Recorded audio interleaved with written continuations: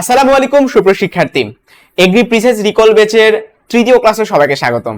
আমরা আজকের ক্লাসে ফিজিক্স সেকেন্ড পার্টের তিনটা হেভি ওয়েট ইম্পর্টেন্ট চ্যাপ্টার শিখব, তাপগতিবিদ্যা, স্থিরতড়িৎ এবং চলতড়িৎ। তো আমরা সর্বপ্রথম শিখবো হচ্ছে তাপগতিবিদ্যা। তো তাপগতিবিদ্যার মধ্যে আসলে অনেকগুলো ইম্পর্টেন্ট টপিক আছে, ওটার মধ্যে আমি সর্বপ্রথম তোমাদেরকে রাখতে চাই হলো তাপগতিবিদ্যা প্রথম সূত্রটা। তাপগতির প্রথম সূত্র কিন্তু ম্যাথমেটিক্যাল ফরম্যাট আছে।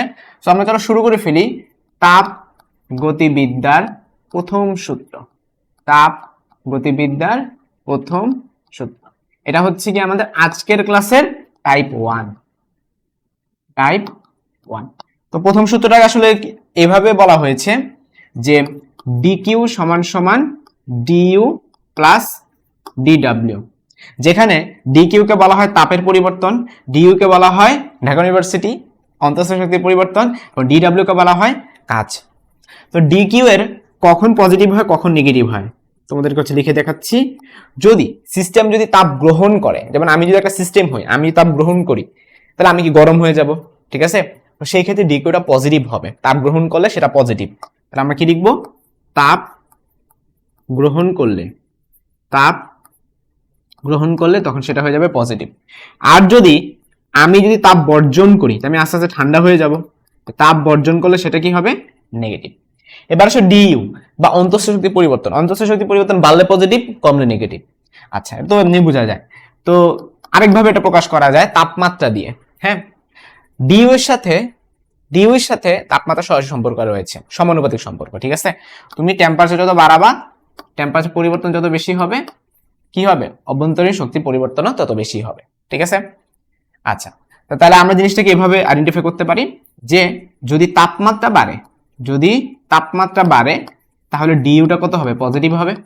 যদি তাপমাত্রা কমে যায় তাহলে ডিইউটা কি হবে? নেগেটিভ হবে। তাহলে ডিইউটা নেগেটিভ হবে। ওকে, এবার আসলে ডিডব্লিউ। ডিডব্লিউ হইতেছে কাজ। তো তুমি ধরো পড়তে বসতে চাও না, তোমার আব্বা আম্মু তোমাকে জোর করে পড়তে বসতে বলায়, তোমার কিন্তু ব্যাপারটা ভালো লাগবে না। বাট তুমি যদি নিজ থেকে পড়ো, সেই পড়াটা কিন্তু তোমার অনেকদিন বেশি মনে থাকবে এবং ভালো লাগবে। তো তার মানে হচ্ছে তুমি নিজে কোনো কাজ করলে সেটা ভালো লাগে বা পজিটিভ, কোনো কিছু ভালো লাগা মানে পজিটিভ। তাহলে আমরা জিনিসটাকে এভাবে বলতে পারি যে, আমরা জিনিসটাকে তাহলে এভাবে আইডেন্টিফাই করতে পারবো যে যদি তুমি নিজে কাজ করো, নিজে কাজ করলে, নিজে কাজ করলে সেটা কি হবে? পজিটিভ। হ্যাঁ, আর সিস্টেমের উপর কাজ করলে, সিস্টেমের উপর কাজ করলে তখন সেটা হয়ে যাবে নেগেটিভ। আশা করি এটা তোমাদের পুরোপুরি ক্লিয়ার হয়ে গেছে তাপগতিবিদ্যার প্রথম সূত্রটা। ওকে, এরপরে তাপগতিবিদ্যার শূন্যতম এবং দ্বিতীয় সূত্র অ্যাকচুয়ালি কোনো ম্যাথমেটিক্যাল ফরম্যাট নাই। হ্যাঁ, এরপরে তোমাদেরকে হচ্ছে আমি টাইপ 2 এর মধ্যে যেটা এখানে চলে যাব, টাইপ 2 মানে হেভি ওয়েট ইম্পর্টেন্ট মধ্যে দিয়ে বলতেছি, চ্যাপ্টারের সিরিয়াল অনুযায়ী না। হ্যাঁ, আমরা ইম্পর্টেন্সের সিরিয়াল অনুযায়ী। সেটা হচ্ছে থার্মোমিটার। এখন থার্মোমিটারের মধ্যে কয়েকটা টপিক আছে। একটা হচ্ছে ক্লাস 9-10 এর। ক্লাস 9-10 এর টপিকটা হচ্ছে যে C/5 সমান সমান F-32/9 সমান সমান K-273/5। এই ফর্মুলাটা তোমরা মুখস্থ রাখবে। এটা কি? সেলসিয়াস, ফারেনহাইট এবং কেলভিনের মধ্যে একটা সম্পর্ক। তো এখান থেকে পরীক্ষায় কিভাবে প্রশ্ন আসতে পারে যে কোন তাপমাত্রায় সেলসিয়াস ফারেনহাইট সমান। তো এটা তোমরা সবাই উত্তর কিন্তু জানো যে -40°। এগুলো মুখস্থ রাখবে, অঙ্ক করার সময় নাই, ঠিক আছে? কোন তাপমাত্রায় সেলসিয়াস কেলভিন সমান? উত্তর হচ্ছে এরকম কোনো তাপমাত্রাই নাই। আরেকটা প্রশ্ন আছে, কোন তাপমাত্রায় ফারেনহাইট এবং কেলভিন সমান? এটা তোমাদেরকে আমি SW দিয়ে দিচ্ছি, এটা তোমরা বাসায় বের করে নিবা, তবে অবশ্যই এটা উত্তরটা মুখস্থ করে যাবা, ঠিক আছে? আচ্ছা, এবার এই যে আমরা থার্মোমিটার কথা বলতেছি, থার্মোমিটারে কি আর টপিকটার মধ্যে আর কি কিছু নাই? আছে, সেটা হচ্ছে ত্রুটিপূর্ণ থার্মোমিটার। থার্মোমিটার টপিকের মধ্যে আছে ত্রুটিপূর্ণ থার্মোমিটার। ধরো তুমি দোকান থেকে একটা থার্মোমিটার কিনে নিয়ে আসছো, এখন ওখানে একটা সমস্যা আছে। সেটা কি? তুমি যখন সেটাকে 0°C তাপমাত্রার বরফে রাখছো, হ্যাঁ, তো অরিজিনাল হচ্ছে 0°C, কিন্তু তোমার দেখাইতেছে অন্য একটা টেম্পারেচার। ধরো তোমার দেখাচ্ছে অন্য একটা টেম্পারেচার, θ1 দেখাচ্ছে, তাহলে এইটা হচ্ছে সঠিক আর এইটা হচ্ছে তোমার ভুল, ঠিক আছে? এরপর তুমি কি করলা? তোমার সেই থার্মোমিটারটাকে 100°C তাপমাত্রা বা বাষ্পে রাখলা, বা সে দেখাচ্ছে θ2। তাইলে এগুলো হচ্ছে সঠিক আর এগুলো হচ্ছে ভুল। এখন তোমাকে একটা ফর্মুলা দিয়ে বের করতে হবে যে অ্যাকচুয়ালি ভুল বা ত্রুটিপূর্ণ থার্মোমিটার থেকেও কিভাবে আমরা অরিজিনালটা বের করতে পারি। সেটা হচ্ছে ফর্মুলা দিয়ে, ফর্মুলা হচ্ছে সি মাইনাস আইস, আমি এখানে আইস দিয়ে যদি তোমাদের লিখি, ঠিক আছে, তারপরে স্টিম মাইনাস আইস। এখানে হচ্ছে বাম পাশে আমরা লিখবো সব সঠিক, এখানে সবগুলো কি ইনফরমেশন লিখবো, সঠিক ইনফরমেশন গুলো লিখবো। এখানেও সেম কাহিনী, C minus ice divided by steam minus ice. এখানে যে ইনফরমেশন গুলো লিখবো সব ভুল ইনফরমেশন গুলো লিখবো, ভুল ইনফরমেশন গুলো লিখবো, ঠিক আছে। ভুল মানে কি হয়েছে, ত্রুটিপূর্ণ ভ্যালু গুলা। তো এই হলো আমাদের সূত্র। এখন এটা এক্সাম্পল না দেখলে বুঝবা না, আমি তোমাদেরকে একটা এক্সাম্পল দেখাবো। এটা এগ্রিতে এরকম একটা কোশ্চেন আসছে, তো চলো আমরা সেই কোশ্চেনে চলে যাই। এরকম একটা কোশ্চেন এগ্রিতে কিন্তু আসছে, হ্যাঁ, একবার লেটেস্ট সালে আসছে, 2022 সালেই কিন্তু এগ্রিতে এই প্রশ্নটা আসছে যে একটি ত্রুটিপূর্ণ ভাবে দাগাঙ্কিত থার্মোমিটার স্বাভাবিক চাপে গলিত বরফে 5 ডিগ্রি দেখাইতেছে। খেয়াল করো, সেটা হলো গলিত বরফ। গলিত বরফ মানে কি, অরিজিনালি সেটা কত, 0 ডিগ্রি সেন্টিগ্রেড। তার মানে হচ্ছে আমাদের যে আইস সেই ভ্যালুটা হবে 0, কিন্তু সেখানে দেখাচ্ছিল 5, তাহলে ভুল ভ্যালুটা কত, 5। তাহলে এখানে আমাদের আইস ছিল, তাহলে এখানে হবে কি 5। এরপরে ফুটন্ত পানিতে দেখাচ্ছে 95, ভাই ফুটন্ত পানিতে অরিজিনালি কত, 100, তাহলে এখানে স্টিমের জায়গা হবে 100, এখানে কি হবে, সে 100 জায়গা 95 দেখাইতেছে। তাহলে বাম পাশে হয় ভুল ভ্যালুগুলো, ডান পাশে হয় সঠিক, বাম পাশে হয় সঠিক ভ্যালুগুলো, ডান পাশে হয় ভুল ভ্যালুগুলো, তাহলে এখানে হবে 95 গেল। এবার উপরে কি ছিল, সি মাইনাস আইস ছিল। এখন তো আমরা তো জানি না যে কত ডিগ্রি সেন্টিগ্রেডে সে সঠিক ভ্যালু দেখাবে, তাহলে সি হবে, মাইনাস আইসের মান তো জানি 0, হ্যাঁ। আচ্ছা, এবার ওই পাশে আসো, ওই পাশে কি হবে, বলছে যে কত ডিগ্রি সেন্টিগ্রেড তাপমাত্রা থার্মোমিটারের সঠিক পাঠ দেখাবে। তার মানে কি, তার মানে এমন একটা ভ্যালু যেখানে হচ্ছে এই ভ্যালুটা আর এই ভ্যালুটা সমান হয়ে যায়। আমরা জানি এখানে সেলসিয়াস এখানে সেলসিয়াস হয়, শুধু পার্থক্য হলো এখানে হলো সঠিক ভ্যালুটা, এখানে হলো ভুল ভ্যালুটা। এখন উনারাই বলে দিছে কোন তাপমাত্রায় সঠিক আর ভুলটা সমান হবে। ক্লিয়ার, মানে কি এই দুটা ভ্যালু সমান হয়ে যাবে। ওকে, তো আমাদের ডান পাশে এখানে কি ছিল, এখানে ছিল আইস ছিল। এখন এখান থেকে তুমি কোনাকুনি গুণ টুন করে সি এর মানটা বের করবা, ঠিক আছে। তো যদি আমি গুণ করি তাহলে দাঁড়াই হলো সি বাই 100 সমান সমান, এখানে তোমার দাঁড়াচ্ছে হচ্ছে সি মাইনাস, এখানে তো 0 ছিল না, এখানে তো 5 ছিল, তাই না, ত্রুটিপূর্ণ থার্মোমিটার আইস কত ছিল, 5 ছিল, সি মাইনাস 5 বাই 90।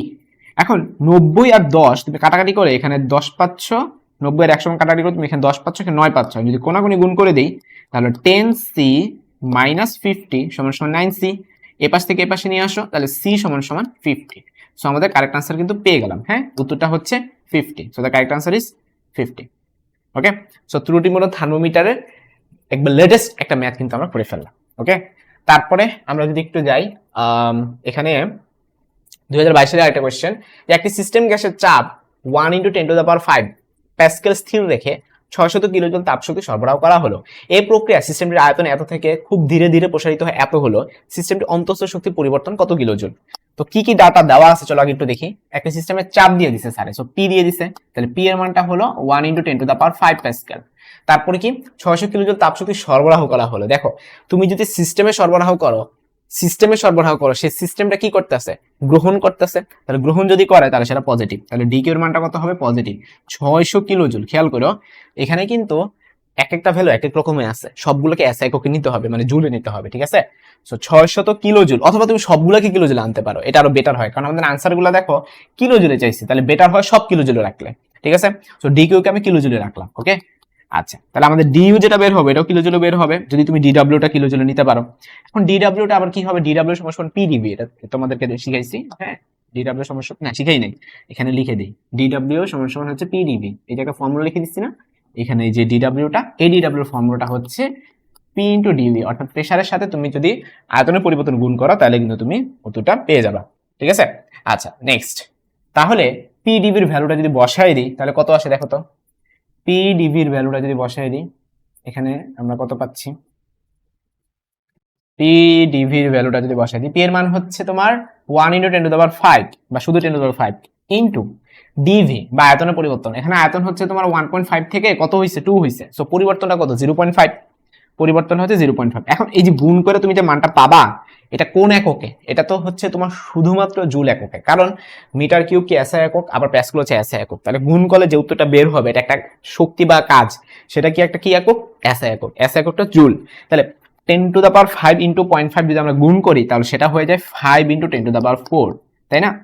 আচ্ছা, এখন এটা কোন এককে? এটা জুল এককে, বাট স্যার তো সব কিলো জুল নিতে বলছেন, তাহলে এটাকে কিলো জুল কেমনে না 10⁵ দিয়ে ভাগ করে, 10⁵ দিয়ে ভাগ করলে 10⁴ ডিভাইডেড বাই 10⁵, 10⁴ হয়ে যায়। তো 5 ইন্টু 10⁴ বা 50, সো এখানে হয়ে যাবে 50 কিলো জুল। এখন তোমাকে হচ্ছে সূত্রতে চলে যেতে হবে। তো সূত্রটা কি ছিল? সূত্রটা ছিল যে ডিকিউ সমান সমান ডিইউ প্লাস ডিডব্লিউ। তো আমরা বের করবো ডিইউ, তাহলে ডিইউ সমান সমান কত হবে? DQ minus DW. ডিকিউ এর মান সারে দিয়ে দিয়েছিল 600 কিলো জুল, তাহলে এখানে লিখবো 600, এবং ডিডব্লিউটার মান হচ্ছে 50, তাহলে 600 থেকে যদি 50 বিয়োগ করি উত্তর হবে 550 কিলো জুল। ঠিক আছে, সো উত্তরটা এখন আমরা খুঁজবো। হ্যাঁ, উত্তরটা আছে 550 কিলো জুল অপশনে আছে। তো তাহলে আমরা বুঝতে পারলাম যে দুইটা টাইপ আমি শিখাইলাম, সেই দুইটা টাইপে কিন্তু হেভি ওয়েট ইম্পর্টেন্ট ছিল, যা তোমার কি এগ্রি 2022 সালে কিন্তু আসছে। ওকে, এখন চলে যাব আমরা টাইপ নাম্বার 3, 3 নাম্বার টাইপে চলে যাব। টাইপ 3 সেটা হচ্ছে সমষ্ণ ও রুদ্ধতাপীয়। টাইপ 3 হচ্ছে সমষ্ণ ও রুদ্ধতাপীয়। ঠিক আছে, সমষ্ণ এবং রুদ্ধতাপীয় প্রক্রিয়াটা আমরা এখন শিখবো। দেখো, সমষ্ণ যদি তুমি একে সন্ধি বিচ্ছেদ করো তাহলে তুমি কি পাও? উষ্ণতা সমান। সো সমষ্ণ প্রক্রিয়ার ক্ষেত্রে তোমার ডিইউর মানটা 0 হবে। কেন? আগেই বলছিলাম যে ডিইউটা নির্ভর করে তাপমাত্রা পরিবর্তনের উপর। তোমার তাপমাত্রা পরিবর্তন যদি বাড়ে, অর্থাৎ যদি গরম হয়ে যায়, তাহলে ডিইউ পজিটিভ হবে। আর যদি তোমার তাপমাত্রা পরিবর্তনটা নেগেটিভ হয়, হ্যাঁ, তাপমাত্রা পরিবর্তন যদি কমে যায় তাহলে ডিইউটা নেগেটিভ হবে। কিন্তু তাপমাত্রা যদি কোনো পরিবর্তনই না ঘটে তখন ডিইউর মানটা 0 হবে। এটা তো পরিবর্তন 0। এবার আসলে রুদ্ধতাপীয় প্রক্রিয়া। রুদ্ধতাপীয় প্রক্রিয়ার সংজ্ঞাতে বলা হয়েছে যে এই প্রক্রিয়ায় কোনো তাপের আদান প্রদান হয় না। ঠিক আছে, সো রুদ্ধতাপীয়র সাথে হলো তাপের সম্পর্ক, সমষ্ণের সাথে তাপমাত্রার সম্পর্ক। রুদ্ধতাপীয় প্রক্রিয়ায় কোনো তাপের আদান প্রদান হয় না। যেমন তুমি একটা ফ্লাস্কের কথা চিন্তা করো, একটা তুমি চায়ের ফ্লাস্কের কথা চিন্তা করো। তুমি যখন চা সকালবেলা রাখলা, দুপুরবেলা দেখলা ঠিক সেরকম গরম আছে, তার মানে বাহিরের যে পরিবেশটা ছিল এখানে তো টেম্পারেচার ভিতরের চাইতে ঠান্ডা ছিল, কই তাপে তো আদান প্রদান হলো না। এটা রিজনটা কি? যে চায়ের যে ফ্লাস্কের যে বডিটা সেইটা এমন ম্যাটেরিয়াল দিয়ে তৈরি যারা তাপের আদান প্রদান করে না। ঠিক আছে, বা অন্তরক। তো তার মানে রুদ্ধতাপীয় ব্যবহার করা হয়ে থাকে অন্তরক পদার্থ দিয়ে, আর সমষ্ণ প্রক্রিয়াটা কি? পরিবাহী দিয়ে বা খোলা জায়গা দিয়ে। ঠিক আছে, আচ্ছা, তাহলে আমরা ডিইউ সম্পর্কে জানলাম, ডিকিউ সম্পর্কে জানলাম। এখন ডিইউ যদি 0 হয় তাহলে আমরা ফর্মুলা বসায় ফেলি, ডিকিউ সমান ডিইউ প্লাস ডিডব্লিউ। তো ডিইউর মধ্যে 0, তাহলে ডিকিউ এবং ডিডব্লিউ কিন্তু পরস্পর সমান হয়ে যায়। ঠিক আছে, আর রুদ্ধতাপীয় প্রক্রিয়ার ক্ষেত্রে ডিকিউর মান তো 0, তো আমরা জানি ডিকিউ সমান সমান ডিইউ প্লাস ডিডব্লিউ। তাহলে সেই ক্ষেত্রে আমাদের ডিইউটা সমান সমান কত দাঁড়ায়? মাইনাস ডিডব্লিউ দাঁড়ায়। তার মানে অভ্যন্তরীণ শক্তি কিন্তু কমে যাচ্ছে। আর এটা কখন? এটা আবার ডিপেন্ড করতেছে ডিডব্লিউ এর উপর। হ্যাঁ, কারণ ডিডব্লিউ এর মধ্যে কিন্তু ফর্মুলা আছে। ডিডব্লিউ এর মধ্যে কি আছে? Minus of PDB.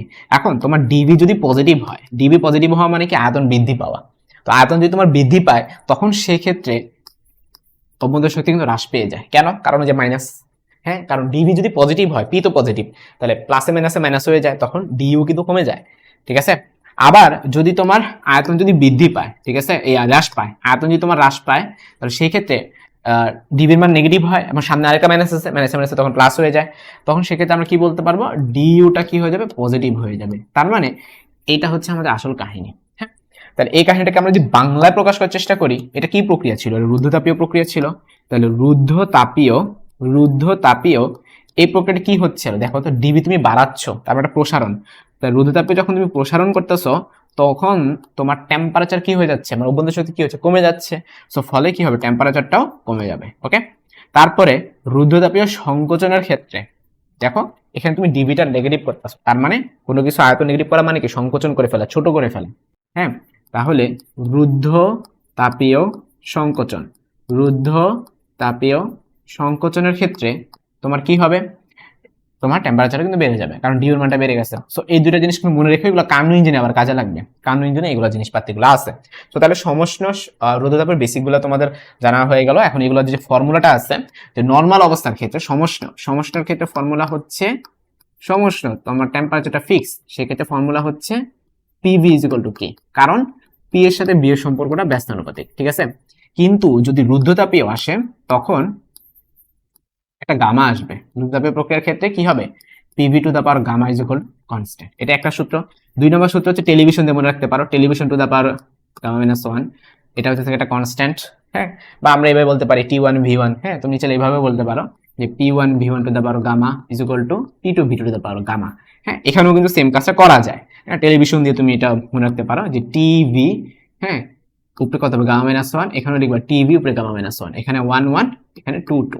আশা করি ক্লিয়ার হয়ে গেছে তোমাদের। 3 নাম্বারটা যদি চলে যাই যে টিপি, তুমি কি মোবাইল টিপো না? টিপি, টিপি 1 মাইনাস গামা বাই গামা সমান সমান টিপি 1 মাইনাস গামা বাই গামা। তো এখানে কি করবা 1 1, এখানে দিবা 2 2, দ্যাটস ইট। আমি বলি এগুলো দিয়ে ম্যাথ আসবে না, জাস্ট ফর্মুলাগুলো জেনে রাখো। অনেক সময় পরীক্ষায় ফর্মুলায় আসে, ঠিক আছে? এরপরে আর তোমার আর কি কি আছে যে সমষ্ণ এবং রুদ্ধতাপের মধ্যে কৃত কাজ আছে। হ্যাঁ, তাহলে সমষ্ণ প্রক্রিয়ায় কৃত কাজ, সমষ্ণ প্রক্রিয়ায় কৃত কাজ W1 সমান সমান nRT ln V2/V1। এই ফর্মুলাটা মনে রাখবা, ঠিক আছে? n মানে কি মোল সংখ্যা, r মানে কত 8.314, t হচ্ছে টেম্পারেচার, V2 হচ্ছে পরবর্তী তাপ আয়তন এবং V1 হচ্ছে আদি আয়তন। এরপরে রুদ্ধতাপীয় প্রক্রিয়ায় কৃত কাজ W2 সমান সমান উপরে কি ছিল nR divided by gamma minus 1 into T1 minus T2, ঠিক আছে? আমি আবারও বলি এগুলো দিয়েও ম্যাথ আসবে না, জাস্ট ফর্মুলাগুলো জেনে রাখো, ঠিক আছে? ফর্মুলাগুলো জেনে, এগুলো কিন্তু এইচএসসিতে প্রচুর আসতো, কৃতকাজের ম্যাথ, হাই রে কি পরিমাণ যে আসছিল ইন্টারে থাকতে। এখন তোমরা জাস্ট সূত্রগুলো জেনে রাখো, তাইলেই চলবে। ওকে, সো এর মাধ্যমে কিন্তু আমাদের টাইপ 3 এর ব্যাপার স্যাপারগুলো শেষ হয়ে গেছে। হ্যাঁ, এখন চলে যাব আমরা টাইপ 4 এ। তো টাইপ 4টা হলো কার্নোচক্র। তো কার্নোচক্রের আগে গ্রাফ শিখতে হবে ভাইয়া, কারণ গ্রাফ না শিখলে তুমি বেসিকগুলো ক্লিয়ার হবে না। হ্যাঁ, তো কার্নোচক্রের ক্ষেত্রে যে ঘটনা ঘটে, তোমার দুই ধরনের গ্রাফ আছে। একটা হচ্ছে প্রেসারের সাথে ভলিউমের গ্রাফ, আর একটা হচ্ছে টেম্পারেচারের সাথে এনট্রপি পরিবর্তনের গ্রাফ। তো প্রথম যে গ্রাফটা সেটা ছিল সমষ্ণ কি প্রসারণ। তো সমষ্ণ প্রক্রিয়া হচ্ছে সে স্লোলি নিচে নামে, আর রুদ্ধতাপীয় প্রক্রিয়া সে খুব ফাস্ট নিচে নামে। তাহলে এটা হচ্ছে প্রথম ধাপে সে খুব স্লোলি নামতেছে, তাহলে এটাকে আমরা কি বলবো? সমষ্ণ প্রসারণ বলবো। আর এই প্রক্রিয়ায় সে কিন্তু খুব ফাস্ট নামতেছে, এটাকে কি বলবো? রুদ্ধতাপীয় প্রসারণ। তারপরে এখানে আবার স্লোলি সে কি করবে, এখান থেকে এখানে যাচ্ছে, তাহলে ডান থেকে বামে যাচ্ছে, অর্থাৎ তার সংকোচন হচ্ছে, ভলিউম কমে যাচ্ছে। এরপর আবার এইভাবে যাবে, এটাও কি ডান থেকে বামে যাচ্ছে, অর্থাৎ সে স্লোলি, এটা খুব ফাস্ট উপরে উঠতেছে, এটা রুদ্ধতাপীয় সংকোচন। সো এখানে একটা পয়েন্ট, এখানে একটা পয়েন্ট, এখানে একটা পয়েন্ট, এখানে একটা পয়েন্ট। তাহলে এইটা ছিল আমাদের ধাপ 1। হ্যাঁ, আমরা প্রত্যেকটা ধাপ নিয়ে এখন অ্যানালাইসিস করব। ধাপ 1 এর মধ্যে কি হচ্ছে দেখো, ধাপ 1 এর মধ্যে কিন্তু সমষ্ণ প্রসারণ হচ্ছে, এবং সমষ্ণ প্রসারণ মানে কি, তোমার ভলিউম কিন্তু বাড়তেছে। তো ভলিউম যদি বাড়ে, তোমার প্রেসার কিন্তু কমে যাচ্ছে, খেয়াল করছো? ওই যে উপর থেকে সে আস্তে আস্তে নিচের দিকে যাচ্ছে, তো তোমার প্রেসার কিন্তু কমে যাচ্ছে। হ্যাঁ, এখন প্রেসার যদি কমে যায়, তো এখানে একটা ঘটনা ঘটে যাবে, খেয়াল করে দেখো। খেয়াল করো, টেম্পারেচার, সমস্যা প্রক্রিয়া টেম্পারেচার চেঞ্জ হবে, ফিক্স থাকবে, এটা কিন্তু ফিক্স, টেম্পারেচার ফিক্স, এটা প্রথম ধাপে টেম্পারেচার ফিক্স। আর দ্বিতীয় ধাপে একটা ঘটনা ঘটবে। দ্বিতীয় ধাপের ঘটনাটা কি? ধাপ 2, দ্বিতীয় ধাপের ঘটনা হচ্ছে, এটা তো রুদ্ধতাপীয় প্রসারণ, এবং তোমাদেরকে কিছুক্ষণ আগে আমি পড়াইছি রুদ্ধতাপীয় প্রসারণের ক্ষেত্রে, আমি ব্যাখ্যা কিন্তু অলরেডি দিয়ে দিচ্ছি। রুদ্ধতাপীয় প্রসারণের ক্ষেত্রে টেম্পারেচারটা কমে যায়। হ্যাঁ, প্রসারণে কমে যায়, সংকোচনে বেড়ে যায়। এই জিনিসটা এখন আমাদের গ্রাফে কাজে লাগবে। হ্যাঁ, রুদ্ধতাপীয় প্রসারণে কি হয়ে যাবে, টেম্পারেচারটা কমে যাবে। সো রুদ্ধতাপীয় প্রসারণ হচ্ছে, তাহলে টেম্পারেচারটা এখন কমে যাবে। ব্যাখ্যা কিন্তু আমি ফুল দিয়ে দিচ্ছি, টেম্পারেচারটা কমে যাবে। ওকে, তো তাহলে এইভাবে দেখি যে তুমি ভলিউম বাড়াচ্ছ, প্রেসার কমতেছে, ভালো কথা, বাট টেম্পারেচারটাও কিন্তু কমে যাবে। ওকে, আচ্ছা, এটাকে আমি রুদ্ধতাপীয় প্রসারণ বলতেছি। এখন এটা বুঝলাম, বাট এনট্রপির পরিবর্তনটা কি হবে? দেখো প্রথম ধাপে কিন্তু এনট্রপি পরিবর্তন বাড়তেছে। তোমাদের প্রশ্ন, ভাইয়া এনট্রপি পরিবর্তনটা কি? কারণ এনট্রপি হইতেছে আবার আলাদা একটা টাইপ, আমি একসাথে শিখে ফেলি। হ্যাঁ, টাইপ 5 হচ্ছে কি এনট্রপি। এনট্রপি জিনিসটা হচ্ছে তাপমাত্রার সাথে তোমার তাপের পরিবর্তনকে এনট্রপি বলে। এখন যেই প্রক্রিয়া ডিকিউ এর মানটা 0, হ্যাঁ, রুদ্ধতাপীয় প্রক্রিয়া, সেই প্রক্রিয়া ডিএস এর মান কত হবে? অবশ্যই 0 হবে। তার মানে ব্যাপারটা কি দাঁড়াচ্ছে, রুদ্ধতাপীয় প্রক্রিয়া এনট্রপি পরিবর্তনটা 0 হয়। তার মানে এই যে প্রসেসটা, এটা তো রুদ্ধতাপীয় ছিল, রাইট? এটা রুদ্ধতাপীয় ছিল, তাহলে এই প্রক্রিয়া আমাদের ডিএস এর মানটা 0 হবে। ডিএস এর মানটা কত হবে? 0 হবে। এই যে 0, দেখো এটা স্ট্রেট নিচের দিকে নেমে গেছে। নিচের দিকে নেমে যাওয়া মানে কি, y অক্ষ বরাবর ভ্যালুটা 0 হয়, x অক্ষ বরাবর ভ্যালুটা 0 হয়। ঠিক আছে, এনট্রপি পরিবর্তনটা 0। তাহলে আমরা দ্বিতীয় ধাপের ক্ষেত্রে বলে দিতে পারি এনট্রপি পরিবর্তনটা জিরো। বাট প্রথম ধাপে খেয়াল করে এন্ট্রপি বাড়তেছে। তো অবশ্য ভাই কেমনে বাড়তেছে? এই যে দেখো প্রথম ধাপে ছিল সমস্যার পক্ষে একটা ডি করে একটা ভ্যালু থাকে, ডি করে একটা ভ্যালু আছে, টি একটা ভ্যালু আছে, বসা দিলে ডিএস একটা ভ্যালু থাকে এবং সেটা পজিটিভ, উপরে পজিটিভ নিচেও পজিটিভ, পজিটিভকে পজিটিভে ভাগ করলে তো পজিটিভ উত্তর বের হয়। তাহলে আমরা বলতে পারি যে প্রথম যে ধাপটা ছিল সে প্রথম ধাপে কিন্তু এন্ট্রপি পরিবর্তনটা পজিটিভ, পজিটিভ মানে বেড়ে যাওয়া। নেক্সট হচ্ছে ধাপ নাম্বার 3। ধাপ নাম্বার 3-এ খেয়াল করো, সে কিন্তু স্লোলি ডান থেকে বামে যাচ্ছে বাট উপরের দিকে যাচ্ছে। তো তোমার ভলিউম কমে যাচ্ছে কিন্তু উপরের দিকে যাওয়ার ফলে প্রেসার কিন্তু বেড়ে যাচ্ছে এবং এটা সমষ্ণ কি সংকোচন। তো সমষ্ণ প্রক্রিয়া তো তোমার টেম্পারেচার ফিক্স থাকে, তাহলে গ্রাফটা হবে এরকম। ওকে, আচ্ছা এখন এখানে কি হবে, এখানে ডিএসটা কমে যাবে। কেন কমে যাবে? কারণ তোমার খেয়াল করো ডান থেকে তুমি যে বামে ভলিউম কি কমতেছে, তো ভলিউম যদি তোমার কমে যায়, হ্যাঁ, কোনো কিছু ভলিউম কখন কমে, তখন তুমি এটাকে এভাবে প্রেস করতে, আমরা সবাই জানি ফর্মুলা হলো সমষ্ণ প্রক্রিয়ার ক্ষেত্রে ফর্মুলা হলো ডিটি সমান ডিডব্লিউ, আবার ডিডব্লিউ সমান পিডিবি। যখন তুমি কোনো কিছু প্রেস করো ডিবি এর মানটা কি হয়ে যায়, নেগেটিভ হয়ে যায় না? এই মানটা যদি নেগেটিভ হয় এই মানটাও কি হয়ে যাবে, নেগেটিভ হবে। ক্লিয়ার? তাহলে এটা ছিল আমাদের সমষ্ণ। সো তো আমরা তাহলে কি বলতে পারি, আমাদের এন্ট্রপি পরিবর্তনটা নেগেটিভ হবে বা ডান থেকে বামে চলে যাবে, কমে যাবে। ঠিক আছে, সো ডিএস এর মানটা কমে যাবে। নেক্সট হচ্ছে ধাপ 4, ধাপ 4। ধাপ 4-এ কি বলা হয়েছে, এখান থেকে এসে এখানে যাবে, সে খুব ফাস্ট উপরের দিকে উঠবে। এখন উপরের দিকে উঠতেছে, ডান থেকে বামে যাওয়া মানে কি ভলিউমটা কমে যাওয়া। ভলিউম যখন কমে যাচ্ছে প্রেসার কি হয়ে যাচ্ছে, বেড়ে যাচ্ছে। ঠিক আছে, এবং এই ক্ষেত্রে যেহেতু রুদ্রতাপীয়, সো এখানে ডিএস এর মানটা কিন্তু জিরো হবে। এই ক্ষেত্রে ডিএস এর মানটা জিরো হবে, এটা আমি লিখে ফেলছি। ওকে, সো এই ছিল আমাদের কার্যচক্র নিয়ে কথাবার্তা। এখন কার্যচক্রের মধ্যে কি আছে, কার্যচক্রের মধ্যে তোমার ওই আছে গিয়ে তোমার হচ্ছে দক্ষতার, যদি ম্যাথের কথা বলো, ইটা সমান 1 minus Q two by Q one একটা ফর্মুলা আছে, আর একটা কি আছে 1 minus Q two by Q one. আর যদি প্রত্যাবর্তী হয়ে থাকে, যদি প্রক্রিয়াটা প্রত্যাবর্তী মানে কি এক জায়গা থেকে ঘুরে সে যাবার আগের জায়গায় ব্যাক করে, তখন ফর্মুলা হয়ে যাবে কত, T two by T one সমান Q two by Q one সমান Q two by Q one. এটা হচ্ছে প্রত্যাবর্তী প্রক্রিয়ার জন্য ফর্মুলা। ঠিক আছে, এই ছিল আমাদের কার্যচক্র নিয়ে কথাবার্তা। তো তারপরে হচ্ছে এটা ছিল আমাদের এন্ট্রপি নিয়ে কথাবার্তা। হ্যাঁ, আচ্ছা, আর এমনি নর্মাল কিছু ফর্মুলা আছে। নর্মাল ফর্মুলা আছে যেমন কিউ ইকুয়াল এমএস ডেল্টা, এটা কিন্তু 9 এর ফর্মুলা, এটা হচ্ছে 9 এর ফর্মুলা। আর যদি তোমার এন্ট্রপি পরিবর্তন ছাড়া বের করতে বলে ডিএস, তখন হবে MS ln T two by টিউ, MS ln T two by টিউ। ক্লিয়ার? এই ফর্মুলাগুলো কখন অ্যাপ্লাই করতে পারবে, এটা যখন টেম্পারেচার চেঞ্জ হবে, আর যদি টেম্পারেচার চেঞ্জ না হয়, ধরো বরফ থেকে তুমি বানাইতে চাও পানি, তখন সেক্ষেত্রে ফর্মুলা কি হবে, তখন সেক্ষেত্রে ফর্মুলা হবে কিউ ইকুয়াল টু এমএল। আর যদি তুমি পানি থেকে বাষ্প তৈরি করতে চাও, তখন সেক্ষেত্রে ফর্মুলা হবে কি হলো এমএলপি। এখন তোমার প্রশ্ন, ভাইয়া এম না হয় বুঝলাম, ভর, এই এলএফ এলভি এগুলি কি? এগুলো হচ্ছে আপেক্ষিক সূত্রতা। ঠিক আছে, এই এলএফ এর মান মুখস্থ রাখতে হবে 336000, আর এলভি এর মানটাও মুখস্থ রাখতে হবে 2268000। ঠিক আছে, এগুলো কখন অ্যাপ্লাই করবা, যখন স্যার বলে দিবে বরফ থেকে যখন পানিতে পরিণত হয় তখন আমার কি পরিমাণ তাপ লাগছে সেটা। আর যদি কোশ্চেন করে পানি থেকে যদি বাষ্পে পরিণত হয় তখন কি পরিমাণ তাপ লাগছে এটা। আর যদি এখন এখান থেকে তোমাকে এন্ট্রপি পরিবর্তন বের করতে বলে, খুবই ইজি, ডিএস সমান উপরে কি ছিল ডি কিউ বাই টি, তো তোমার ডি কিউর মান তো তোমার জানা আছে এমএলএফ, তাহলে উত্তর হবে এমএলএফ বাই টি। ঠিক আছে, আর এটার ক্ষেত্রে কি হবে, যদি তোমাকে ডিএস বের করতে বলে ডি কিউ বাই টি, তাই না, ডি কিউর মান হচ্ছে এমএলভি, এর উত্তর হবে এমএলভি বাই। আশা করি তোমরা পুরোপুরি বুঝে ফেলছো, এই এন্ট্রপি নিয়ে আর কোনো কেঁচা নাই। এবং সর্বশেষ যে টাইপটা আমি তোমাদের পড়াবো সেটা হচ্ছে রেফ্রিজারেটর, টাইপ 6 রেফ্রিজারেটর। দেখো রেফ্রিজারেটর কি করে, জিনিসটাকে ঠান্ডা করে, আর তাপ ইঞ্জিন জানি কি করতো, জিনিসটাকে গরম করতো। হ্যাঁ, তা আমার মনে হয় প্যারালালি পড়লে ভালো হয়, রেফ্রিজারেটর প্লাস তাপ ইঞ্জিন, আমি দুইটা তোমাদেরকে প্যারালালি পড়াবো। হ্যাঁ, এখানে পড়াবো তাপ ইঞ্জিন আর এখানটাতে পড়াবো রেফ্রিজারেটর।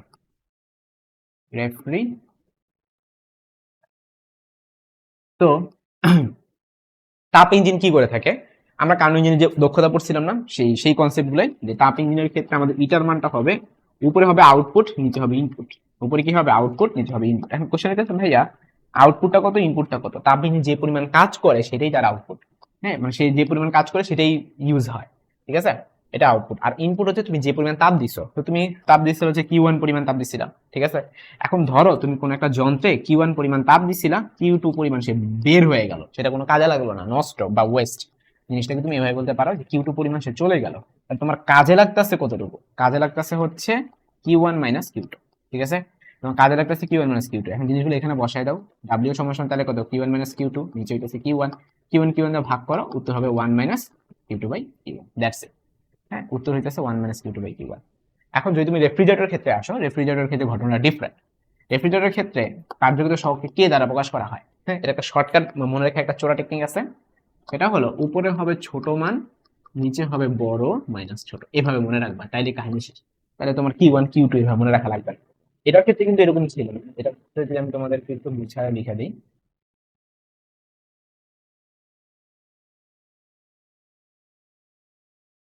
দেখো এটার ক্ষেত্রে কি ঘটনা ছিল। তো তাপ ইঞ্জিনের ক্ষেত্রে কিউ ওয়ান এর মানটা বড় হয়, কিউ টু এর মানটা ছোট হয়। তাহলে আমরা জিনিসটাকে এভাবে বলতে পারি, ইটা সমান সমান উপরে কি হইতেছে, আমরা ওয়ান মাইনাস কিউ টু এর মানটা হইতেছে ছোট, আর কিউ ওয়ান এর মানটা হইতেছে বড়। ওকে, এই ছিল আমাদের ফর্মুলা। এটার সাথে এটা নিশ্চয় অমিল আছে, বুঝতেই পারতেছ। কারণ যদি তুমি লসাগু করো, উপরে হইতেছে বড় মাইনাস ছোট, নিচে হইতেছে বড়, আর এখানে হইতেছে উপরে ছোট, নিচে বড় মাইনাস ছোট। আমি এখন বুঝাবো বড়টা কি ছোটটা কি। এখান থেকে আগে বোঝা যাবে যে কিউ ওয়ান মানে হচ্ছে তুমি যে ইনপুটটা দিচ্ছ, তুমি একটা তাপ ইঞ্জিনের ক্ষেত্রে অবশ্যই তুমি একটা তাপ তো দিবা, ইনিশিয়াল একটা তাপ দিবা, গৃহীত তাপ, সেটা হচ্ছে কিউ ওয়ান। আর সে যে পরিমাণ তাপটা বাহিরে বর্জন করে ফেলবে, কোনো কাজে লাগবে না, সেটা হচ্ছে কিউ টু। তো তোমার কাজে লাগবে ডব্লিউ পরিমাণ। ঠিক আছে, এবার ওইখানে আসো। ওইখানের ক্ষেত্রে হচ্ছে তোমার কে জিনিসটা কি, এটাও এক ধরনের মানে ইটার মতো। তো সবকিছুতে কি হয়, উপরে আউটপুট হয়, নিচে ইনপুট হয়। উপরে হবে গিয়ে আউটপুট, নিচে হবে গিয়ে ইনপুট। ঠিক আছে, উপরে আউটপুট, নিচে ইনপুট। ধরো এটা তোমার একটা ফ্রিজ। হ্যাঁ, এখন তুমি ফ্রিজে কি করতেছো, তুমি ফ্রিজে হচ্ছে কিছু একটা ইনপুট দিবা, তাই না? তো সে কি কাজ করবে, সে ফ্রিজের ভিতরে কিন্তু কম্প্রেসর থাকে, সেই কম্প্রেসর গুলা তোমার যন্ত্রগুলা চালায়, কম্প্রেস করে। তো যখন কোনো কিছু কম্প্রেস করতেছে, ডিভির একটা ভ্যালু আছে, ডিভির ভ্যালু থাকা মানে কি, একটা ডিডব্লিউ এরও কিন্তু একটা ভ্যালু থাকা। ওকে, তো আমরা ধরো এক্সাম্পল হিসেবে কি বললাম যে এই ফ্রিজের মধ্যে একটা আম আছে। ঠিক আছে, আমি এই আমটাকে কি করতে চাই, গরম করতে চাই, ঠান্ডা করতে চাই। ফ্রিজের মধ্যে আমরা তো একটা বস্তু কি করতে চাই, ঠান্ডা করার জন্যই তো রাখি। এখন এই ফ্রিজের মধ্যে ইনপুট কোনটা, আউটপুট কোনটা? আমরা যে একটা সরাসরি বিদ্যুতের সাথে লাইন দিয়ে থাকি ফ্রিজে, এটাই তো আমাদের ইনপুট, তাই না? আর কি কোনো ইনপুট আছে? না। তাহলে ইনপুটটা হচ্ছে যে বিদ্যুতে যে আমরা লাইনটা দিচ্ছি, সেই বিদ্যুতের লাইনটা। এটা যদি ফ্রিজ হয়ে থাকে, আমি ধরো বিদ্যুতের লাইনটা এভাবে দেখা দিলাম, একটা সকেট দিয়ে আমি কানেক্ট করে দিলাম। হ্যাঁ, এখান থেকে হচ্ছে তুমি কারেন্ট, এখান থেকে আস্তে আস্তে বিদ্যুৎ, এই বিদ্যুৎ আকারে কি আসতেছে। এখন আমার কোশ্চেন হইতেছে যে আর কি কোনো ইনপুট আছে কিনা? উত্তর হচ্ছে নাই। তাহলে এটাই শুধুমাত্র ইনপুট। তাহলে বিদ্যুৎ যে পরিমাণ ঢুকবে বা যে পরিমাণ কারেন্ট ঢুকবে, হ্যাঁ, সেটা যে পরিমাণ কাজ করবে, সেটাই হচ্ছে আমাদের কি ইনপুট। তাহলে ইনপুট সমান কত? ইনপুট হইতেছে যে পরিমাণ আমি কারেন্ট দিচ্ছি। ওকে, ডাব্লিউ ইনপুট হইতেছে ডাব্লিউ। ওকে, আচ্ছা, এখন একটা কাহিনী হয়ে গেছে যে যখন কোন একটা রোদের মধ্য দিয়ে বা যে কোনো কিছুর মধ্য দিয়ে কোন একটা কারেন্ট ফ্লো হয়, তার তো অবশ্যই একটা রেজিস্ট্যান্স থাকে। রোধের ভিতরে এমন কোনো কথা নেই, যে কোনো একটা যন্ত্র থাকুক তার মধ্যে অবশ্যই ইন্টারনাল একটা রেজিস্ট্যান্স থাকে। তো এটা কিন্তু এইচ যেগুলো আই স্কোয়ার আরটি হয়ে কিন্তু হিট প্রডিউস করে। এই হিট যদি প্রডিউস হয়ে যায় আরো তো সমস্যা। তুমি ফ্রিজের মধ্যে আমটা রাখছো আমটাকে ঠান্ডা করার জন্য। এখন এই ফ্রিজটাকে তুমি যখন কারেন্টের লাইন দিলা, তখন যে কারেন্ট ফ্লো হচ্ছে সে তাকে হিট প্রডিউস করতেছে বা গরম করে ফেলতেছে, তাহলে তো একটা সমস্যা। যে আমটা তুমি ঠান্ডা করবা, উল্টা উল্টা আরো কি হয়ে যাচ্ছে, এটা গরম হয়ে যাচ্ছে। তাহলে এই তাপটাকে আমাদের বের করে দিতে হবে। ঠিক আছে, এই যে ডাব্লিউ পরিমাণ কি, এটা কিন্তু এক ধরনের তাপ। ঠিক আছে, ও তো কাজ করতেছে, এই কাজটা তাপে রূপান্তরিত হবে অবশ্যই, কারণ যেহেতু অবশ্যই ইলেকট্রিক্যাল যন্ত্রপাতি। তো এই ডাব্লিউটা ভিতরে রাখা যাবে না, এই ডাব্লিউটা তোমাকে বাইর করে দিতে হবে। ঠিক আছে, তুমি ইনপুট দিচ্ছ বাট এটা বের করে দিতে হবে। সো তাহলে ব্যাপারটা কি দাঁড়াচ্ছে, এই ইনপুট কিন্তু এভাবে ভিতরের দিকে তুমি দিবা না। ক্লিয়ার?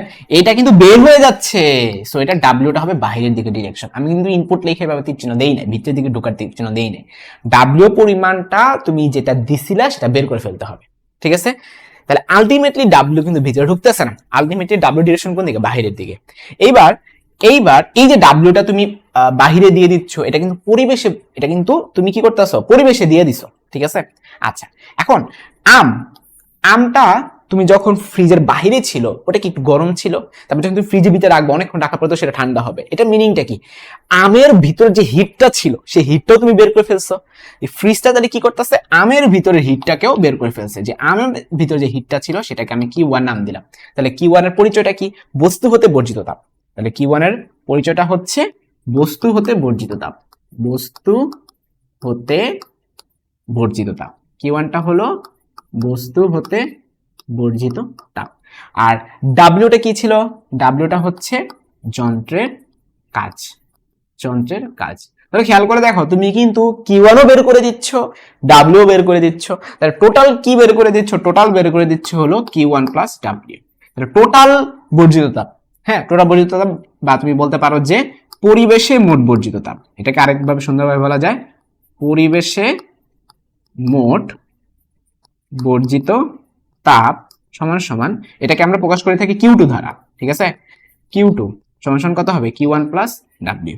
সো আশা করি তোমাদের Q1 এর পরিচয়টাও জানা হয়ে গেল, ঠিক আছে? এখন আমরা চলে যাব ওই যে ফর্মুলাটা, এখন আমরা এসে বলবো। সো আমরা কিন্তু আউটপুটটা কিন্তু পেয়ে গেছিলাম, হ্যাঁ আমাদের আউটপুট এবং ইনপুট নিয়ে আমরা যদি এখন লিখে ফেলি, তাহলে কে সমান সমান উপরে কি ছিল?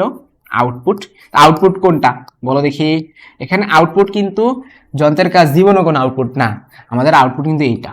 কেমনে?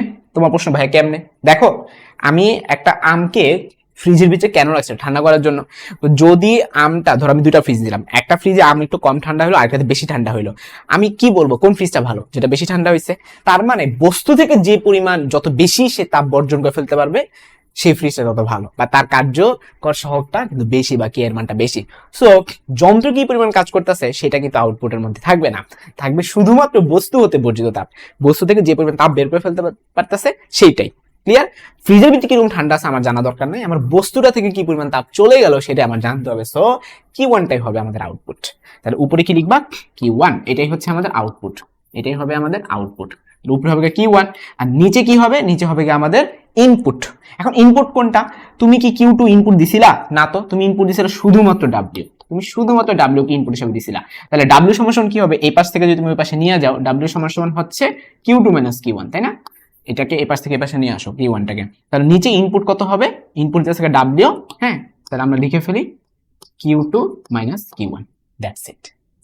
আচ্ছা, তো এই জিনিসটাকে তুমি সমানুপাতিক ভাবে লিখতে পারো, কারণ হচ্ছে সমানুপাতিক কি লেখা যায়? KT1। কারণ কি? কারণ হচ্ছে যত তোমার তাপ বাড়বে তত তোমার টেম্পারেচার বাড়বে, সমানুপাতিক সম্পর্ক।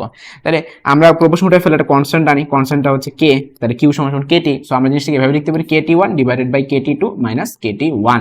জাস্ট Q এর জায়গায় KT লিখে দিছি, এরপর উপর নিচে K দিয়ে কাটা দাও, তাহলে উত্তর হলো T1 divided by T2 minus T1। এটাও কিন্তু একটা ফর্মুলা। হ্যাঁ, একটা মজার ব্যাপার হলো যে এই কেটা কিন্তু আমরা রিয়েল লাইফে দেখতে পারি, ফ্রিজের মধ্যে একটা নব থাকে, ঘুরে ঘুরে আমরা চেঞ্জ করতে পারি, ঠিক আছে? সো এর মাধ্যমে রেফ্রিজারেটর বেসিকও শেষ, এর মাধ্যমে আমাদের চ্যাপ্টারটাই শেষ। ওকে, তো দেখি এগুলি আর কি প্রশ্ন সলভ করা বাকি আছে। আমরা একটা দুইটা সলভ করছিলাম, এখানে একটা প্রশ্ন দিচ্ছে নিয়নের ক্ষেত্রে গামার মান কত। তো মনে রাখবা এক পরমাণু গ্যাস যেগুলো আছে, হিলিয়াম, নিয়ন, হ্যাঁ আর্গন, এদের জন্য গামার ভ্যালুটা হচ্ছে 1.67। যারা দ্বি পরমাণুক আছে, হাইড্রোজেন, নাইট্রোজেন, অক্সিজেন, তাদের জন্য হলো 1.4, এবং যারা দুই বা ততোধিক পরমাণু আছে তাদের জন্য হচ্ছে 1.33। So the correct answer is 1.67। Next question, যে কার্নো চক্রে এন্ট্রপি পরিবর্তনটা কত? দেখো, কার্নো চক্রের ক্ষেত্রে প্রথম যে ধাপটা ছিল এন্ট্রপি পরিবর্তনটা এরকম, দ্বিতীয় ধাপে এরকম, তৃতীয় ধাপে এরকম, চতুর্থ ধাপে এরকম, এই বরাবর ছিল এন্ট্রপি পরিবর্তন। খেয়াল করো, এই বরাবর ছিল প্লাস ডিএস, সে এন্ট্রপি পরিবর্তন বাড়তেছে, তারপর এন্ট্রপি পরিবর্তন 0, তারপর এন্ট্রপি পরিবর্তন কিন্তু কমতেছে, কমে সে কি ঠিক আগের জায়গায় আসছে, আগে যতটুকু বাড়ছিল এখানে ঠিক ততটুকু কমছে, যতটুকু বাড়ছে ততটুকু কমছে, এখানে এন্ট্রপি পরিবর্তন 0। এবার চারটা ধাপকে তুমি যোগ করে দাও, যোগ করলে কত হয়? এইটা যোগ এটা যোগ এটা যোগ এটা সমান 0 হয়, কারণ এই দুটো ভ্যালু তো সমান, +1 আর -1 তো 0 হয়, ঠিক আছে?